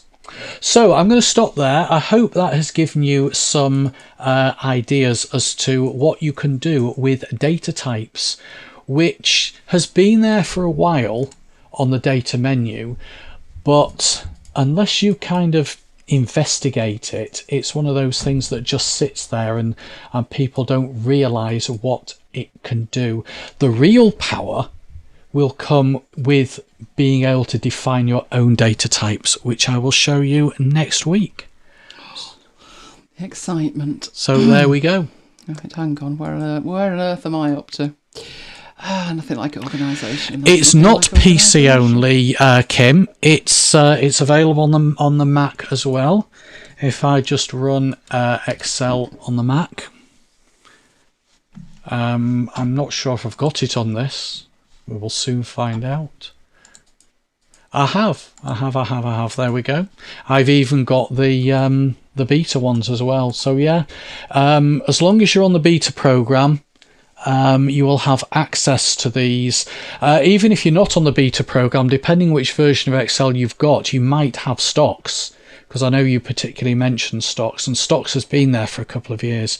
It's just these newer ones that not everybody has got yet. One thing I'll say about all of that, it's very fragmented as to who gets what and when they get it. It is, and as I said, even on one account, you know, I've got 3 machines set up with our E3 Enterprise, and it's only available on this one. It's not available on my Surface, and it's only available on one of the Macs. It is very, very hit and miss. Right, I'm just pondering how I'm going to do something, but I don't think I am, so never mind. We have 6 minutes till Santa. 6 minutes till Santa arrives. Right, let me get this up. Hopefully it's at the right place. Excellent. Right, I'm just pondering what I need to see and where I need to see it. So I think I'm okay. I can just about see the chat. Although, do you know on an iPad you can't make it bigger? No. Or can you with that button? No, that's even worse. No, so I kind of need my glasses to see the chat, but I don't to see the computer screen. My eyes change every day, I'm telling you. Right, just a minute, Mike. Let's get them over to me before you start bringing up other stuff.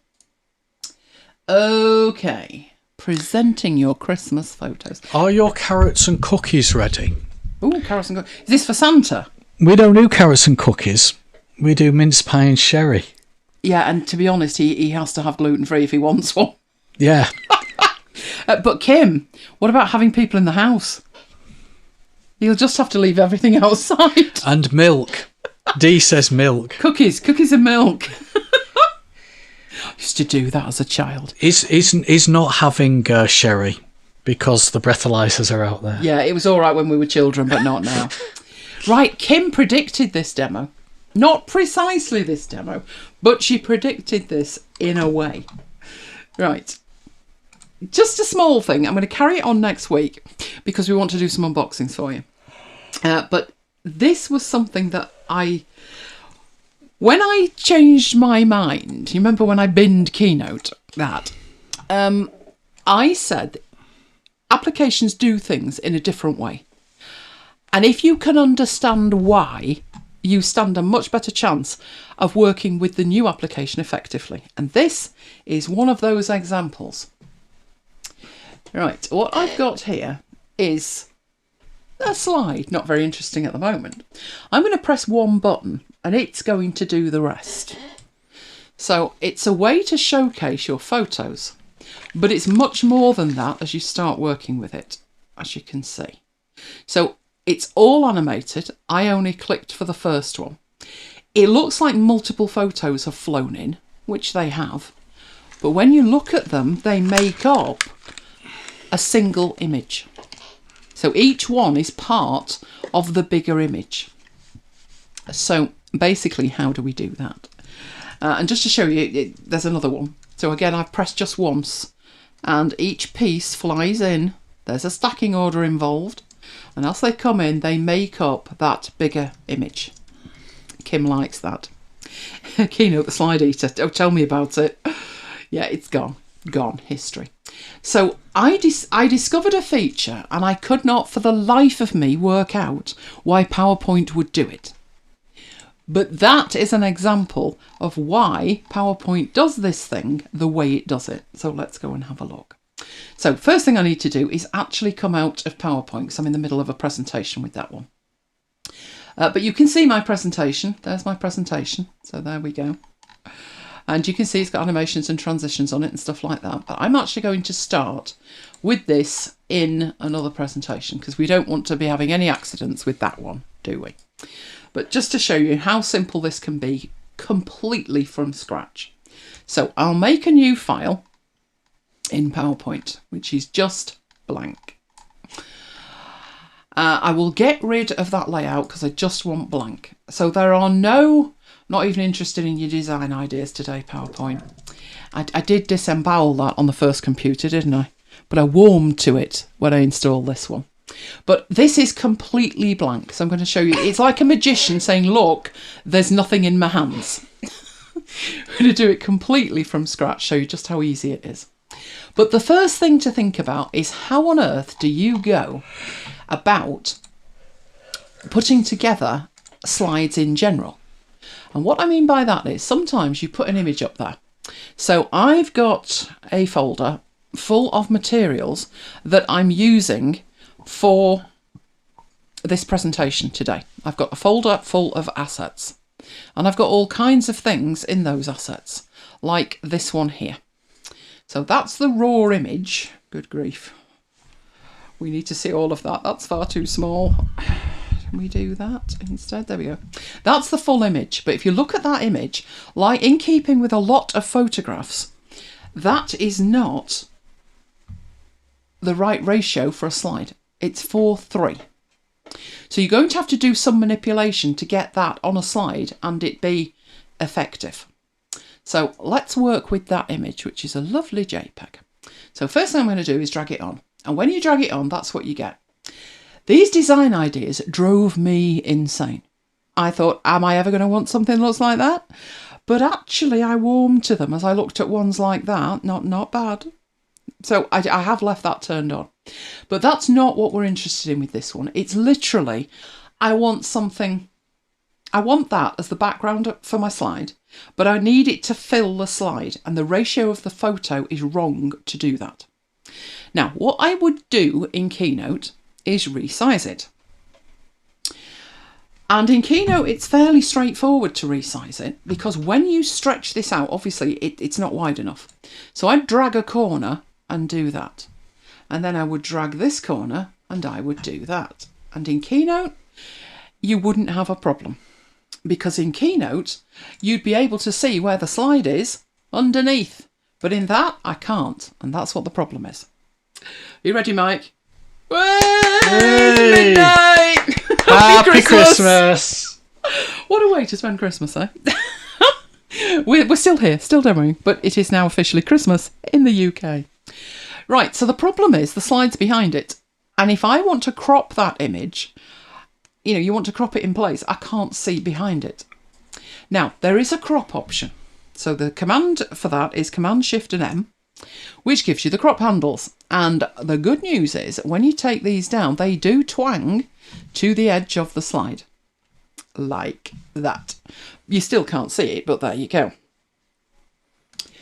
So yes, Renee, you can crop it. It's how you crop it that's the issue. It's being able to crop it in a visual way. For that, I'd probably pull that down a little bit so I've got more of the Christmas tree above it. And once I've got it at 16:9, there is the background of the slide. The only thing is, it's not the background of the slide. It is an image on the slide, like that. Now, there is a stacking order, obviously. And that's one of the things I have on my quick bar. It's called the selection pane.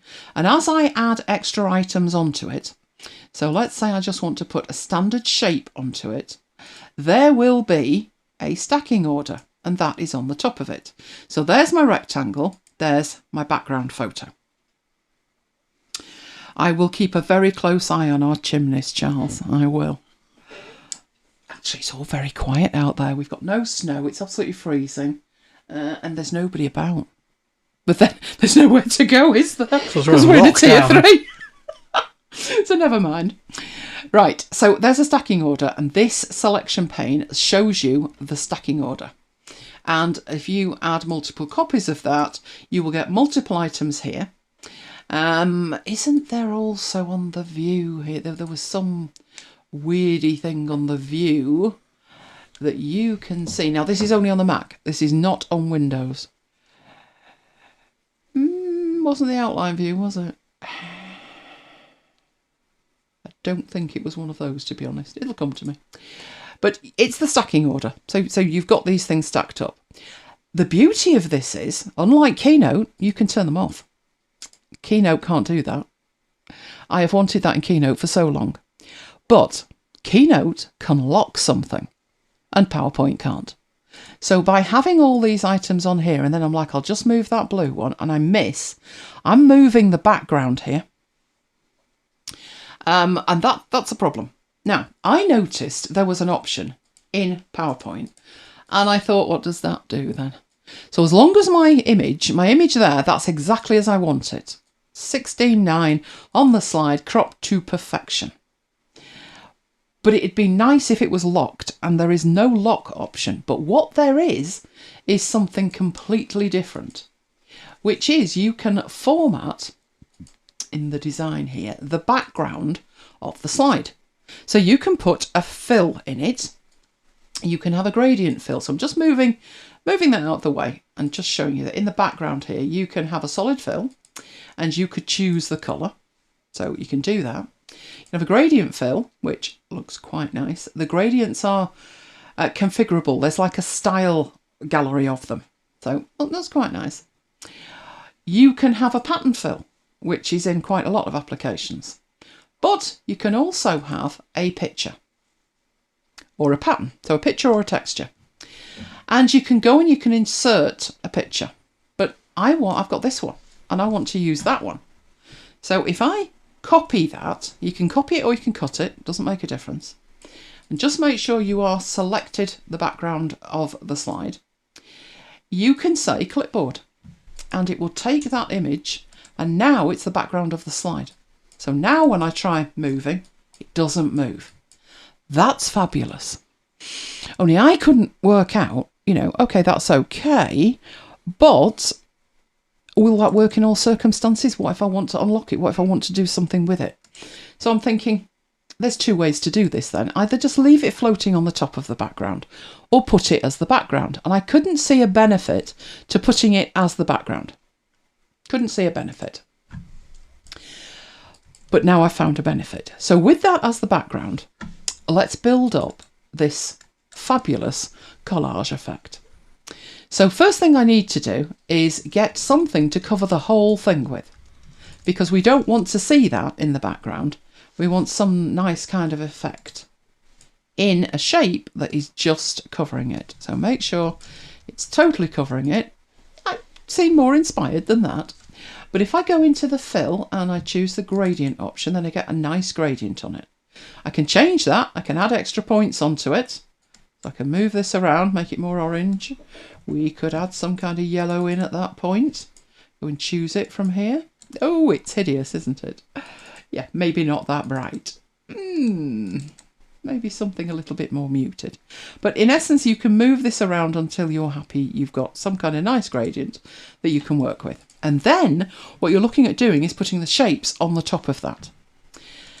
Now, what makes this difficult is, right, there's my first chunk of photo. I want that to be part of the image, part of the tree and the cards image. So I guess I'd have to go and find that again and then crop it out and cut that little bit, because that's what seems to come to mind to do it. But there's a much better way to do it. Much, much better. So first thing to do with this is to format it as we want it to be formatted. So first of all, I'm looking at the outline on it, and I want it to be 6 points, and I want it to be white. So that gives me the outline. Obviously, it's got this blue fill in it, and I need that to match the bit of, so let's put it over Kiva like that. We need that bit to be Kiva. So how do we get not just this image in there, but just that part of that image in there? And it couldn't be easier. And this is why PowerPoint does it the way it does, and that's why I like to work out why something is doing it the way it's doing it. Right, if we go back to the fill, this at the moment has a solid fill. So you could have no fill and see right the way through it. You could have the solid fill. You could have a gradient fill, so put the gradient in it. You could have a picture or a texture. That looks handy, doesn't it? Or a pattern. But the bottom option, which is slide background fill, oh, what if we pick that one? And there's Kiva. So what it's doing is, by putting that image as the background, not just leaving it at the bottom of the stacking order, actually put it at the back, you've got a window through to the back image. And if you move this, it looks like you're moving Kiva, and that's going to cause a problem, because Kiva's not going to be over there if you actually see the image underneath that frame. But when you let go, it rejigs itself and it shows you what is in that part of the background.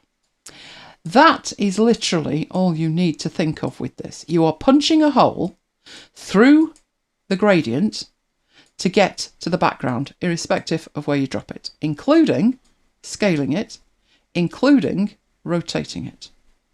So once you're armed with that piece of information, the rest is a complete doddle. So let's get this where we actually want it. So we'll start off with that bit there coming in. And then I'm holding the Option key down. In fact, I'm not going to, or should I hold the Option key down? No, we'll do it with one first and then show you how you can quickly do it with the rest. Right, because at the moment, if we present that, not exactly thrilling, is it? Even if we had all the pieces, it would be static. So what we need to do with it is put some animation on it. So this, when it appears, needs one of these. It needs to appear in a way that makes sense for the image. So animation and transitions, absolutely fabulous, as long as they're used in the right way. So I wouldn't particularly want like stripes coming in or things like that. What would suit this particular image? So the top group is basic. And we've got like a peak in or bars, maybe in a pier. But if we look down at moderate, there is grow and turn, which sounds grand. Absolutely perfect. It's exactly what we want. So that has added the animation to there. So we've got the format background, we've got the selection pane. What we don't have that we can see at the moment is the animation pane. So there's the animation pane. Right, I then need to duplicate these little bits here and probably scale them a bit and rotate them a bit. So we get some kind of, that's perfect. So we've got a background bit coming in. Might move that up a bit so we just get the MacBites in. And then keep going. At the moment, that's cutting Kiva's nose in half, so that's probably not the best idea there. But if we did that, we took that up there to the happy, and it would cut through that and we can see Kiva. Awesome. And all you need to do with this is literally shape these in a way that looks the best for the image in question. So adding them in there. Yep, we can see that and we can read that. Probably a little bit too much rotation on it. That probably looks better. And build it up like that. Again, probably want to take that out of the way of the dog's head. And we'll have another one at the top, which will rotate the other way. And just move them around. And then we'll have one over there, we'll rotate that the other way. And that one we'll make much taller. Like that. And there's the thing at the side. So it would probably look better if I grab the lot and move them a bit. And I don't want to move that background, so I need to take that background out of what I'm moving. So sort of like that. How would that look? That would look pretty good, wouldn't it? That's looking a bit odd there at the end of that card. So if we take that one up a bit, and we take that one up a bit, and we stretch that one, that will probably take care of that. That looks much better. And then just so we don't cut that off, let's stretch that out a bit. Awesome. Happy with that. Now, at the moment, if we present that, Will it work? Will that actually work? Well, let's have a look. Let's present it. Right, looks all right. There's the first bit. There's the second bit. But what I'm doing is I'm having to press the button all the time. We don't want that. We need this one, which is the first one. It actually says animation 1, which is over here in this panel.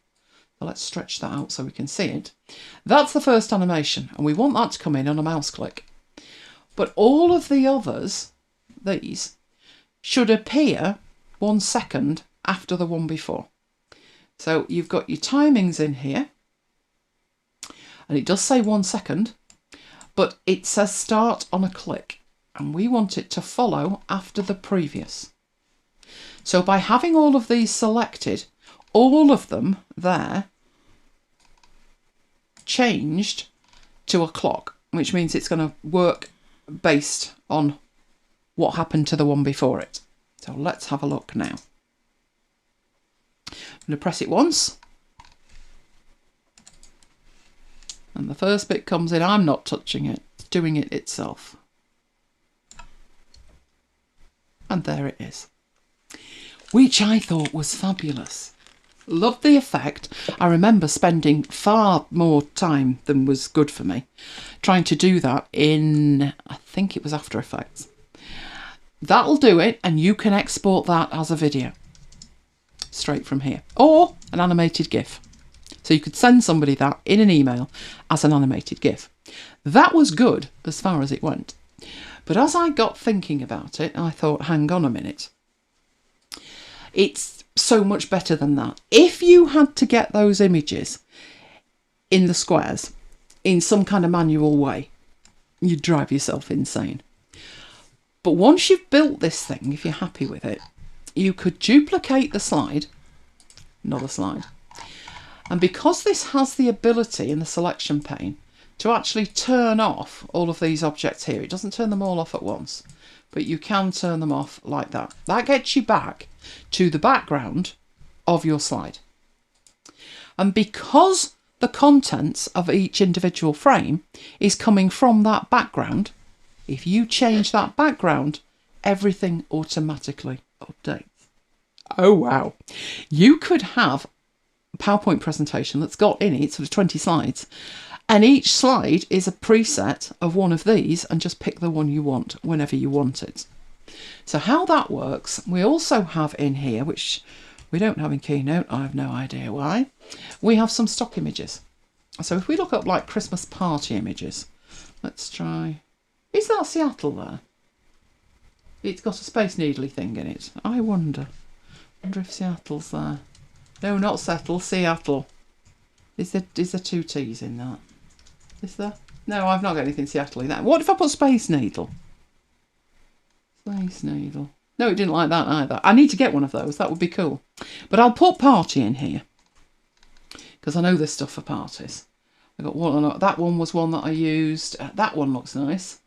So let's grab that. So all I'm doing is getting another image. It doesn't matter where that comes from. Now, what I do with this, I could take that image and I could just say to it, make that the background. But if I do, it will crop it. I'm happy with it being cropped, but I need to know where that will crop. I would much rather lose the bottom of this cake than I would the top of her head. You don't like Microsoft is in Seattle or anything. It's really weird. I don't know where these stock images are coming from. But you type in dog and there's like 3. So there's still scope to use all of the stock image sites that we've done in the Advent thing. If what you're looking for is in there, great. But there's a very good chance there'll be nothing in there that you're looking for. It's very, very strange. So what I've done with this, I love the ability to crop this to such an extent that I've actually changed the quick bar, which is this one up here, where you can put your own commands. So you can't do much with a ribbon, but you do have this quick access toolbar at the top, and you can put it up there. So what I would do with this, there's one of 2 ways that you can go about it. You can either use Command, Shift and M and get the handles on it and then start scaling it. But the issue that you've got with that is, how do you know when it's 16:9? Because that's what it's going to need to be for the slide. So the other way to do it, you can actually right click on it and there's a change picture option. No, not change picture. Is it size and position? It's one of these. I don't do it this way. It could well be size and position. Oh, I don't do it that way. No, the best way to do it is to grab hold of the image and use this option, which is 16:9. It applies a crop and it's 16:9. And actually, you know, you're not losing that much on her head, are you? But I think I would still bring that image down a little bit and lose the bottom of the cake to have the heads in it. That is now 16:9. So it's not the right 16:9. I could scale it, but don't waste your time. Just cut that image. Then click on the background of the slide and you need to get your slide background option, which is not showing, which is in here, format background. And in there, it's already got a picture in it, but you can say clipboard. And it will then replace that image with the one that's on your clipboard. At which point, going back to what we do have showing here, we have that selection pane where everything's turned off. First thing to turn back on is that, and it would probably make sense to call that background just for yourself so you don't try animating it, because that's just the background. That's the background gradient, whatever you want to call it. Right, I'm just going to make sure on there that I don't have a border on it. Don't want an outline on it. I don't think there was one, but you never know. And then when you bring these back in, they're automatically showing you the new background photo. Now this one you'd need to do some work with because it's cutting right through his face, which is not a good look. So we'll probably stretch that out a bit, take that up so the cake's on a different one, rotate that round maybe. So I would say change it so it suits the image. I wouldn't want that one going through Dad's face. Probably turn that round as well so there's no gap in it. Make it a bit bigger there. That bit could go down because that's behind it, so it doesn't matter. And then probably duplicate one of these. So probably that one, turn that round and have that one coming in there. Like that. So did make a bit of a change, but only really so you can see his face. Oh, I'm looking at the chat, seeing about the link. It should be, if you tap show, you should be all right, Mike. No, it said error. Oh. Yeah, so I just posted it as me, but now Kim can't see it. It was a 20-second video from The Simpsons, something to do with Seattle. Oh, we definitely need to see that. Well, can you copy the URL? Your short URL copy?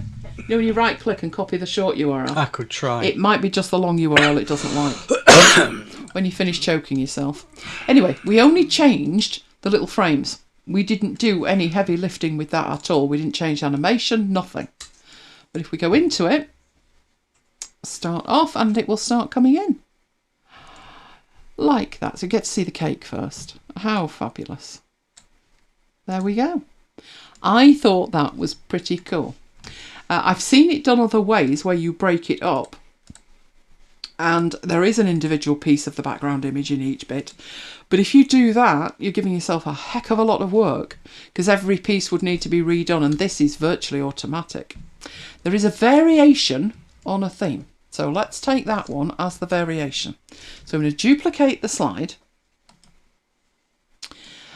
And this time I'm going to put more pieces on it. So I am going to take some of these pieces here. Let's turn these round. Make them a bit bigger here. So in essence what I'm doing with this one is making sure that every little bit of this image is covered. So make that one bigger there. Make up the head. Oh, I'm going to end up with lots of different pieces here. So lots of animations and possibly all coming in at different times as well. Well, let's duplicate that and take that down there. That'll cover that bit. And we'll take that big bit over there and we'll make that big enough to cover this. I'd probably make these smaller, but obviously just for speed here in a demonstration, I'll put that one up there and make that smaller, but drag it down. So if we rotate it, we should be able to drag it down and it should cover the whole thing. Like that. I think we've got the whole thing. But I'm going to do one more thing, which is everything's covered. But I'm going to select all of those, which are the individual pieces. And this time, I'm going to take something away. So I have up here in design, nope, shape format. In the shape format, I'm going to take away the outline. So there's no outline on that now. So when we look at it, it just looks the same, doesn't it? Apart from the bit we've got the chunk missing there. No, we don't. So we've got bits of the image lying all over the place, but there's no borders on them. So I'm going to check the animations, and you can see some of these are on a click. So these here, we don't want this. All of these, we want to follow from those. So they need to start after the previous. So the first one is me clicking. Everything else runs after I've made that first click. But the effect of that, hopefully the effect of that, my first tap, first piece comes in, and it goes. And it keeps doing that. But because there's no border on it, it just becomes like a transition that builds up that particular image. And I've missed a bit by the candles. Oh, there, I've missed that bit. But I can fix that. It doesn't look like I've missed a bit, but oh, yes it does, there we go. I'll just make that a bit bigger, redo that, and it should be done. So that gives you a completely customizable transition. Although it's using animation, it's a transition because it will build that up, and when you're finished, it doesn't look like it's a collage, it actually looks like it's the original image underneath it. How cool is that? I am loving that, loving that. So Kim predicted a PowerPoint demonstration from me, and I said, when I've got something to show you. Well, clearly I now have something to show you, which is that, which explains to me why they would have this weirdness going on, that the background image is in a special place. You have to lock it in the background. Why? That doesn't make any sense unless you realise what that enables you to do with it, which is basically punch through with a shape. That would be difficult in any animation package, but in here, that's pretty easy. Oh, Jonathan loves that. We'll get you on PowerPoint yet, Jonathan. Just a matter of time. You know, it'll eat a few more slides and pretty animations. I have got a variation on a theme with that, but I'm going to save it till next week. Very similar, but I just said to Mike, do you know what that reminds me of? And then I said, I wonder if I can build it. And I did. So we'll do something similar, principles the same, but all of the animation is different. But I think you'll like it. I think you'll like it. So, second PowerPoint demonstration next week. Right, I will save that. It doesn't matter, it's presentation 1. Let's get that out of the way. And get back to the other presentation I was actually presenting at the time. So I've now got 3 presentations open. That one's saved. Let's lose that. Let's get back to the one that's the actual presentation. Because we are heading in to that. It's the unboxing! I have no idea how well this is going to work, do I, Mike? If at all. Bearing in mind how the rest of it's gone in the setup. But you know what? Let's just try it. It's Christmas. I don't care. I'm going to open some presents. I don't care. Why are you not seeing unboxing? Oh, hang on, you are. You just... Well, I'm massively behind on my monitoring. Right, we're going to go into the unboxing. So let's head off and do that. Which is, if I can get the right button and it all works. Yay! Right, that's my iPad, you can see. So let's get rid of the iPad for a start. The rest is detritus, but I wanted to show you. Did you buy one of these, Jonathan? This is to clean my board. Now, I've done everything on the board. So I'm going to clean the board. And there is the board cleaned. Look at that. Isn't that fabulous? Let's bring the board a bit nearer. That's a good idea. Right. Some of that's been on the board for days, but it's all done now.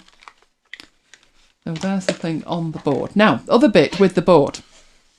You wanted to know, let's make sure you can see this. Reckon you can see it there.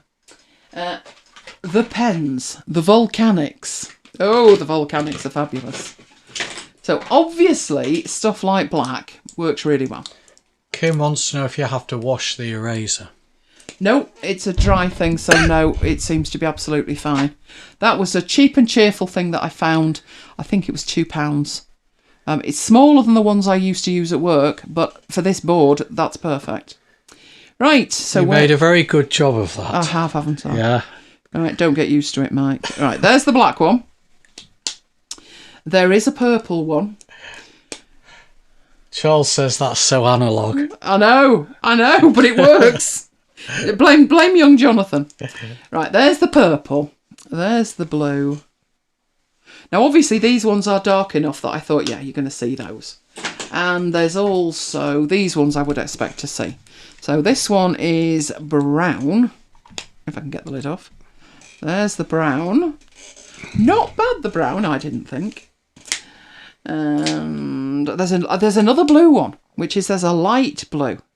And actually, that's brighter than the other blue, which quite surprised me. And there's the red one. So I expected to see the red one, to be honest. But the ones that got me with, like, I don't think I'm going to be able to see those, are these ones here, where they are a very light green, a pink and a yellow. And I did not hold out any hope whatsoever. But I'm showing them because, Jonathan, you need these. I'll move that a bit nearer. There's the green one, which is more than readable. And there's the pink one. Again, surprisingly readable. Even the yellow is readable. Yellow. I'll pick that up so you can actually see it with the yellow. But trust me on this. Yellow, readable. Because you guys asked, were they readable? They're readable. They are amazing. Absolutely love those. So I'll get that out of the way. So we can get stuff we are actually unboxing on the desk. Let's put all of this lot away. Do you know I make so much mess during the show, don't I? Right, let's get that out of the way. We have no idea what's in some of these, do we? No. We think we've got the right stuff. But Mike did make a comment earlier when he said, hopefully we'll be able to find the Christmas presents that we need to unwrap. Wrap, yeah. Not unwrap. Oh, wrap, not unwrap. Unbox and wrap. Unbox and then wrap. Okay, fire me one. Right, we've no idea what this is. No idea at all. We're hoping something techie. They've been in the COVID cave that long, I forgot what I ordered. So that's where we're at with these. But there we go. Oh, yes, that's something. It's not tech. It's not tech, but I did buy these. These are supposed to be amazing when you've got dry skin. And you know when it got cold? Yeah. I had dry skin, so I bought these. But I need to see. My mum recommended these. Does anybody else use them? It's an emollient for dry skin. So not totally techie. But I need to check them because apparently they're not the same. Some are new and some are old. So I need to check this and I'll be able to tell by sniffing it. Oh! Still not got COVID. Oh dear. Look at it. What's the matter? Graham, someone smacked into the back of my next door neighbour's car and pushed it into the back of his. Oh wow.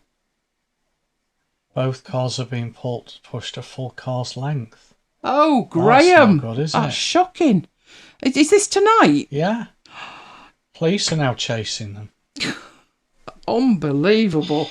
Oh, Graham, that's not a good start to Christmas. Is anybody hurt? I'm assuming you weren't in it at the time. Oh, you'll get all those calls about, did you have an accident? That's not good, Graham. Sincere sympathies with you. Right, I'm going to give this a go. That seems exactly the same as the last one to me. So, excellent, I've got those. Looks like a green Pritt stick to me. Yeah, actually, the colour of it, yeah, I'm assuming at this time of night no one's eating. It looks like snot. Luckily, I think it will work. Half an hour ago, Graham says. They've no right to do that, Graham. I mean, honestly, Christmas. Literally, that was midnight. Ridiculous. Right. Right. Some of this is tech, I know it is. Right, I'm not quite sure which bit's which, but let's get another bit. Oh yes, remember earlier, much earlier, we were opening stuff. We were doing we came up by its headquarters when Amazon said, sorry, we've lost your stuff. Yeah. I think they think they've lost my stuff. But I don't know why they think they've lost my stuff. There's 3 of them for a start. Kim wants to know what the sticks are for. The sticks are an emollient that you put on your lips when you get dry lips. The thing with them is they're called Snowfire, and it's an ointment stick. So you can put it anywhere that you need to be hydrated. But there was a right old argument in the comments with it. So it was this one. And the comments were, they're not as good as they were. Tracy's eating. Sorry, Tracy. So is Peter. Tracy, can I just point out you started this last night? Can I just mention it's 1:30 in the morning? And? No, yeah, I might be eating 1:30 in the It's morning. 2:30. So. It's 2:30 for Tracy. Maybe it's a Christmas breakfast. Well, that's what it's for. So it's the kind of thing that you would use instead of a chapstick. You were feeling peckish. You grabbed... Sorry about that. So that's what it is. I got 3 of them because the one that I had left that my mum bought me is literally running out. But it was a bit of a punt because I thought they might get here and they might be appalling. But it's very good. I can highly recommend that. They use it when they're mountaineers and stuff, when it's really, really cold and bits start dropping off. It's for hydration. An emollient. I can highly recommend it. Tracy, I've put that link for the pens into the chat. Right. Give me these white ones, because these here are drive cases for my SSDs. Whenever the SSDs are on offer, I buy the SSDs. These are the ones... See you, Graham. Good night, Graham. Good luck with the coppers. That is shocking. It is, isn't it? You don't need that. So, these are for putting hard drives in. And they were missing in action, if you remember. So, let's just leave those there. While we bring... this little thing in, which is individually wrapped parcels. So we'll grab one and we'll open these. Lots of cardboard for the cardboard bin. Look at you. Don't start doing that now because you won't be able to hear me speak. Right, let's open this one. Yes, exactly as I thought, as I surmised, said Sherlock Holmes. Oh, look. So can I refer you back to the slide where Amazon assure me they're missing in action? Let's just check that these are what I think they are. Oh, would you look at that? I ordered 4. You'll see there are now 4 on the desk. Now there's 5 on the desk. Have I ever mentioned that Amazon clearly have no clue what they're doing? This time it would look to be to my advantage. He ordered 4. And I'm guessing in here, just a surprise. Colour me surprised. I'll be surprised if it's anything else. Let's get in. Oh, would you look at that? So, the 4 that I ordered that never arrived, yeah, there's 7 of them. I don't know either. They're for my hard drives, my baby hard drives, which until now, some of them have been naked. There you go. I've no idea what Amazon think they're doing. I'll have to sort that out with them. Clearly, they've sent either far too many, because it's weird, there's 7, not 8. So they've not sent them twice. I don't know. But there we go, hard drives. So I've got all of these in. Now all I need is the hard drive. They're the cases to put them in. What else have I got down there? Ooh, I've got this. What's this? Well, it's got a battery in it, because it says on it, doesn't it? I think I know what this is. I think Kim laughed like a drain when I said I'd bought this. It's a lady pipe. No, it's not a lady pipe. Might be Christmas, Mike. It's not a lady. But you haven't bought me a lady pipe, have you? He's gone very quiet. Right. I'm hoping it's what... Yes, there we go. This was what happened. There we go. I was talking about the COVID thing and, could it get any worse? And I mentioned a program called Cobra. And the drama in there wasn't a global pandemic. It was an electrical fault, and it took the electric out in the country. And I thought, well, I'm all right. I've got these blocks. And then I thought, but how would you recharge them? So I remember saying in Marooned, so I ordered myself a power bank that charges via solar. This would be it. So let's see in here and see what I've got. I'm in. In we go.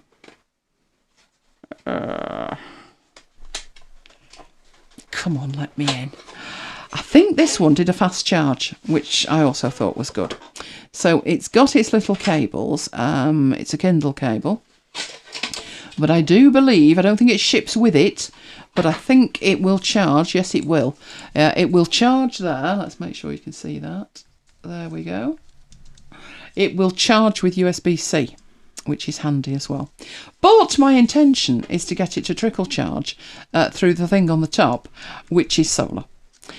Just in case, you know, in the middle of everything else, we end up with no electric. So everything's at this end. These are the two things that power out, and these are in and out and charge it. So that's rather neat. It was on offer. It was a Black Friday deal. And it arrived, and I didn't open it, obviously. Is it charged up? Let's have a look. A tiny bit of power in it. So I will charge it up and then get it to charge my iPad and see how we go with it. But it's a solar charger. Yes, Kim loves it. You know I have one. Well, I'm following in your footsteps. I just watched this programme. If you ever get a chance to see that, I'd send it to you, but it's on Now TV and I can't. Tracy wants a link. Okay, the link. How can I quickly get the link? Do you want to put in the code and see if you can find it? In Amazon. I can get it from... I'll tell you what, let me have a look. Let me see if I can get it. Because I'm sharing something else, so I don't particularly need that up at the moment, do I? So let's get the link for Tracy. Let's head off into there. Amazon order pages. I'll try solar. I don't mind buy much that's solar. It should find it. There we go. I have got the link. It is coming your way. Stream, say something. There's the link. It should be straight through. Let's have a look how much it is at the minute and how much I paid. It is $19.95, but there should be a voucher underneath that you can get £3 off it before you start.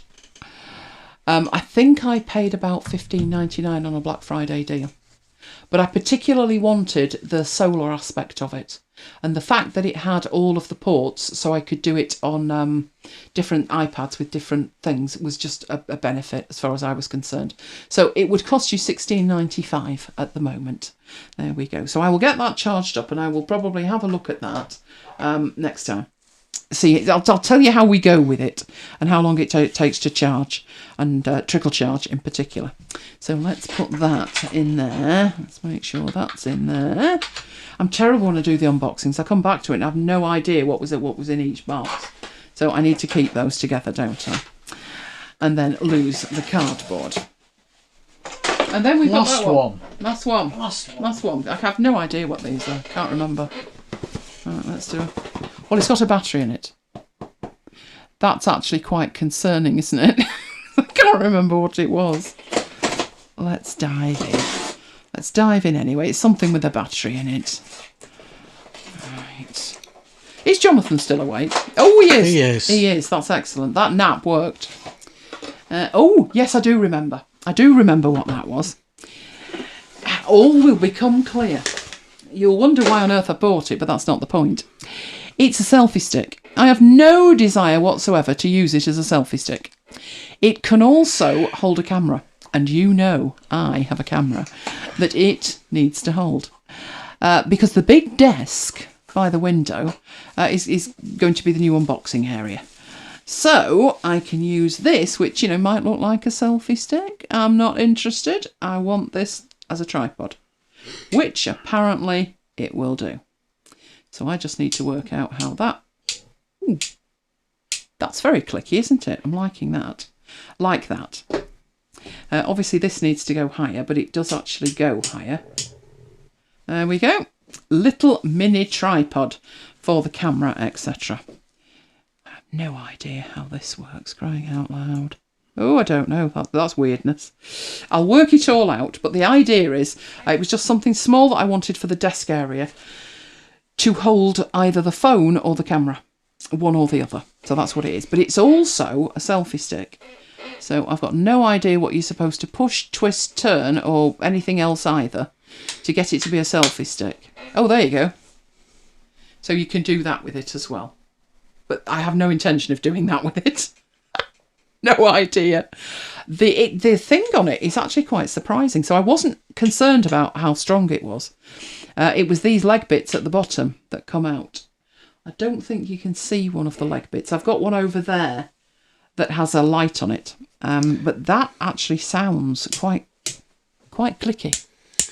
Deb says last year Amazon sent her a little girl's toy. It's supposed to go to New York. So somebody else could be looking for these. Yeah.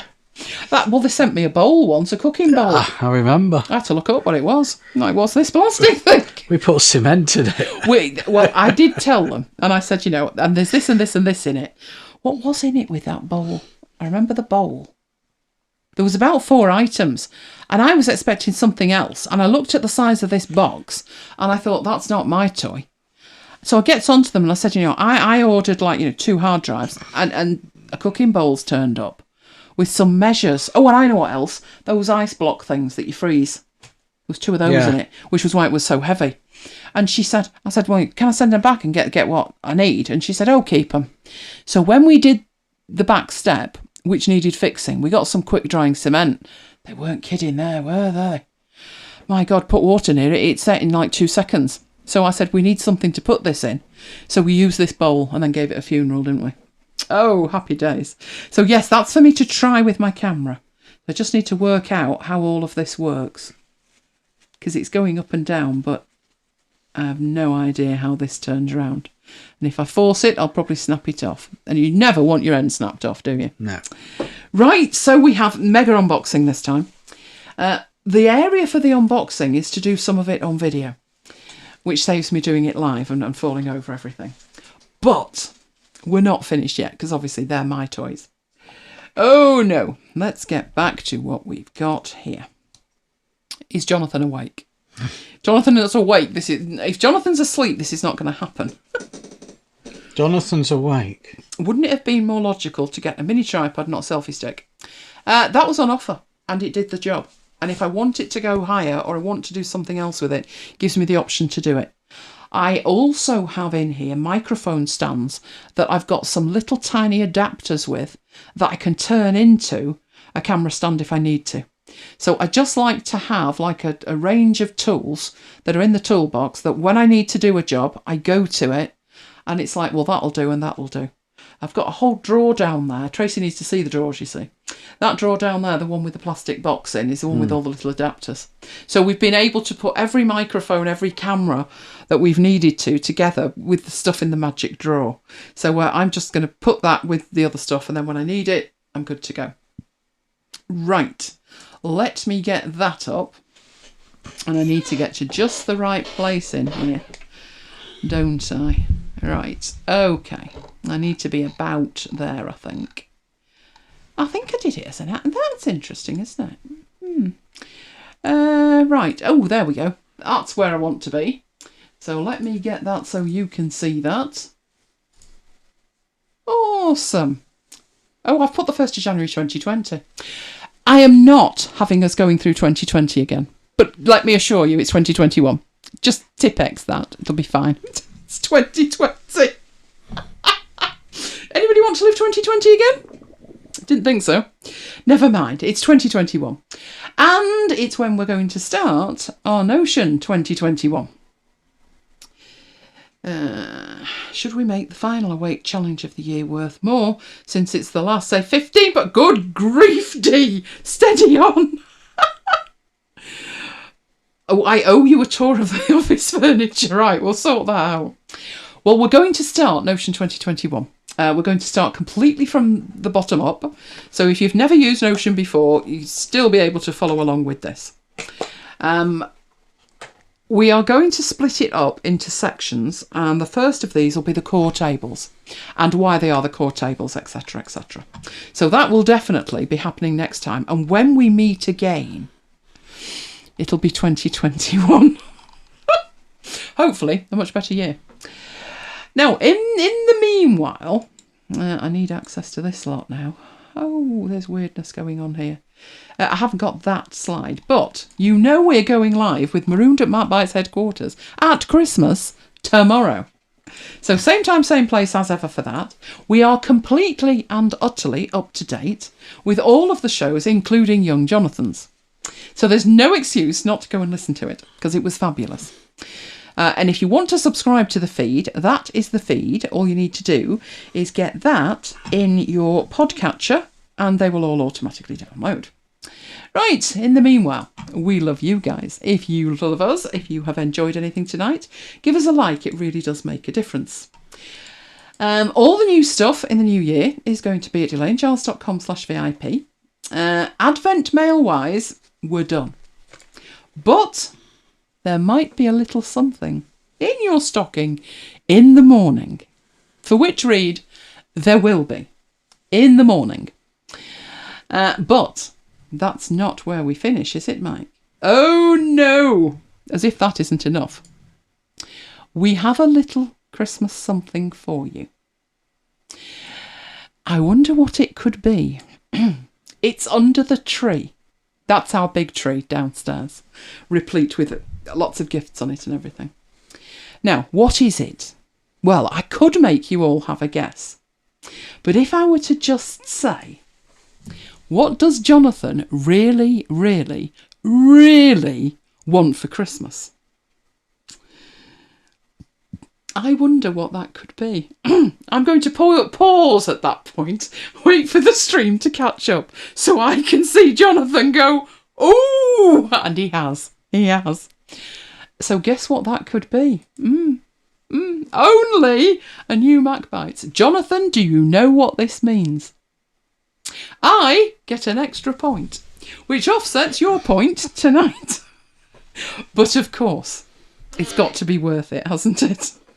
There is a new MacBites tomorrow night, Christmas Day, 8 p.m, following Marooned. Can we say fairer than that? It's not recorded yet, but, you know, that's our Christmas Day, isn't it, Mike? Yes. I know what we're saying. I know what we're talking about. I can't tell you how fabulous it is because it isn't actually in the can yet. But you can think of us as you ponder your Christmas lunch that we're in the studio, working hard, getting a new MacBites out for tomorrow night. So straight after Marooned, you'll be entertained. Now, if you're in the UK and you've got the TV on, it'll only be Morecambe and Wise. And that was on in 1984. So this'll be new. Oh, Jonathan's doing the happy dance. Oh, God. Excellent, excellent. Well, that's what we thought. We thought, you know, the 24 days leading up to Christmas, not enough. We need to do something Christmas morning. There is something Christmas morning. And we need to do a MacBites. So there is a new MacBites Christmas Day. Not the first time we've done a Christmas Day, is it? It's not. Sometimes we surprised ourselves. I remember getting a Christmas Day out one when Mum was here, which was nothing short of a miracle. And I'm sure we did one year after. I don't think it was 2015. On account of the fact we didn't have, as we say here, a pot. I won't continue that, but we didn't have one. We had nowhere to sit, did we? Maybe that's how we got MacBites out. Because we had nowhere to sit. Anyway, that's the big reveal. The big reveal, MacBites tomorrow. Are you a happy boy, Jonathan? Is that what you really, really, really, really wanted for Christmas? I do hope so. I do hope so. Let me know. And other than that, of course, we'll be back New Year's Day. Friday, the 1st of January, 2021. Not 2020, as I put. 2021. And what else have we got? Well, there's a Marooned every day. So, same as, really. Good job we didn't do a Brexit show, isn't it? Because one, it'd have been 5 years long. And two, it'd be all laid to bed by now. All over. Whereas, with Marooned, the gift that keeps giving and giving. So, how did you enjoy that, gang? We already know there's going to be a PowerPoint thing as well as the Notion thing. But Kim's looking forward to the Notion thing. Is young Jonathan using Notion? Johnny for the win, a Christmas miracle, says Kim. It is given the time, isn't it? Yeah. I knew he'd get a point tonight. He had a nap, remember. Remember, he was warned that if he didn't make it to the end of the show, nice things wouldn't happen. So Jonathan, for everybody else, Jonathan had to make it to the end of the show. In fact, if you recall, I did threaten to use his A-lady. I did say that I would get his A-lady to play the 1812 Overture and wake him up. That was what I said. But wasn't necessary. Wasn't necessary.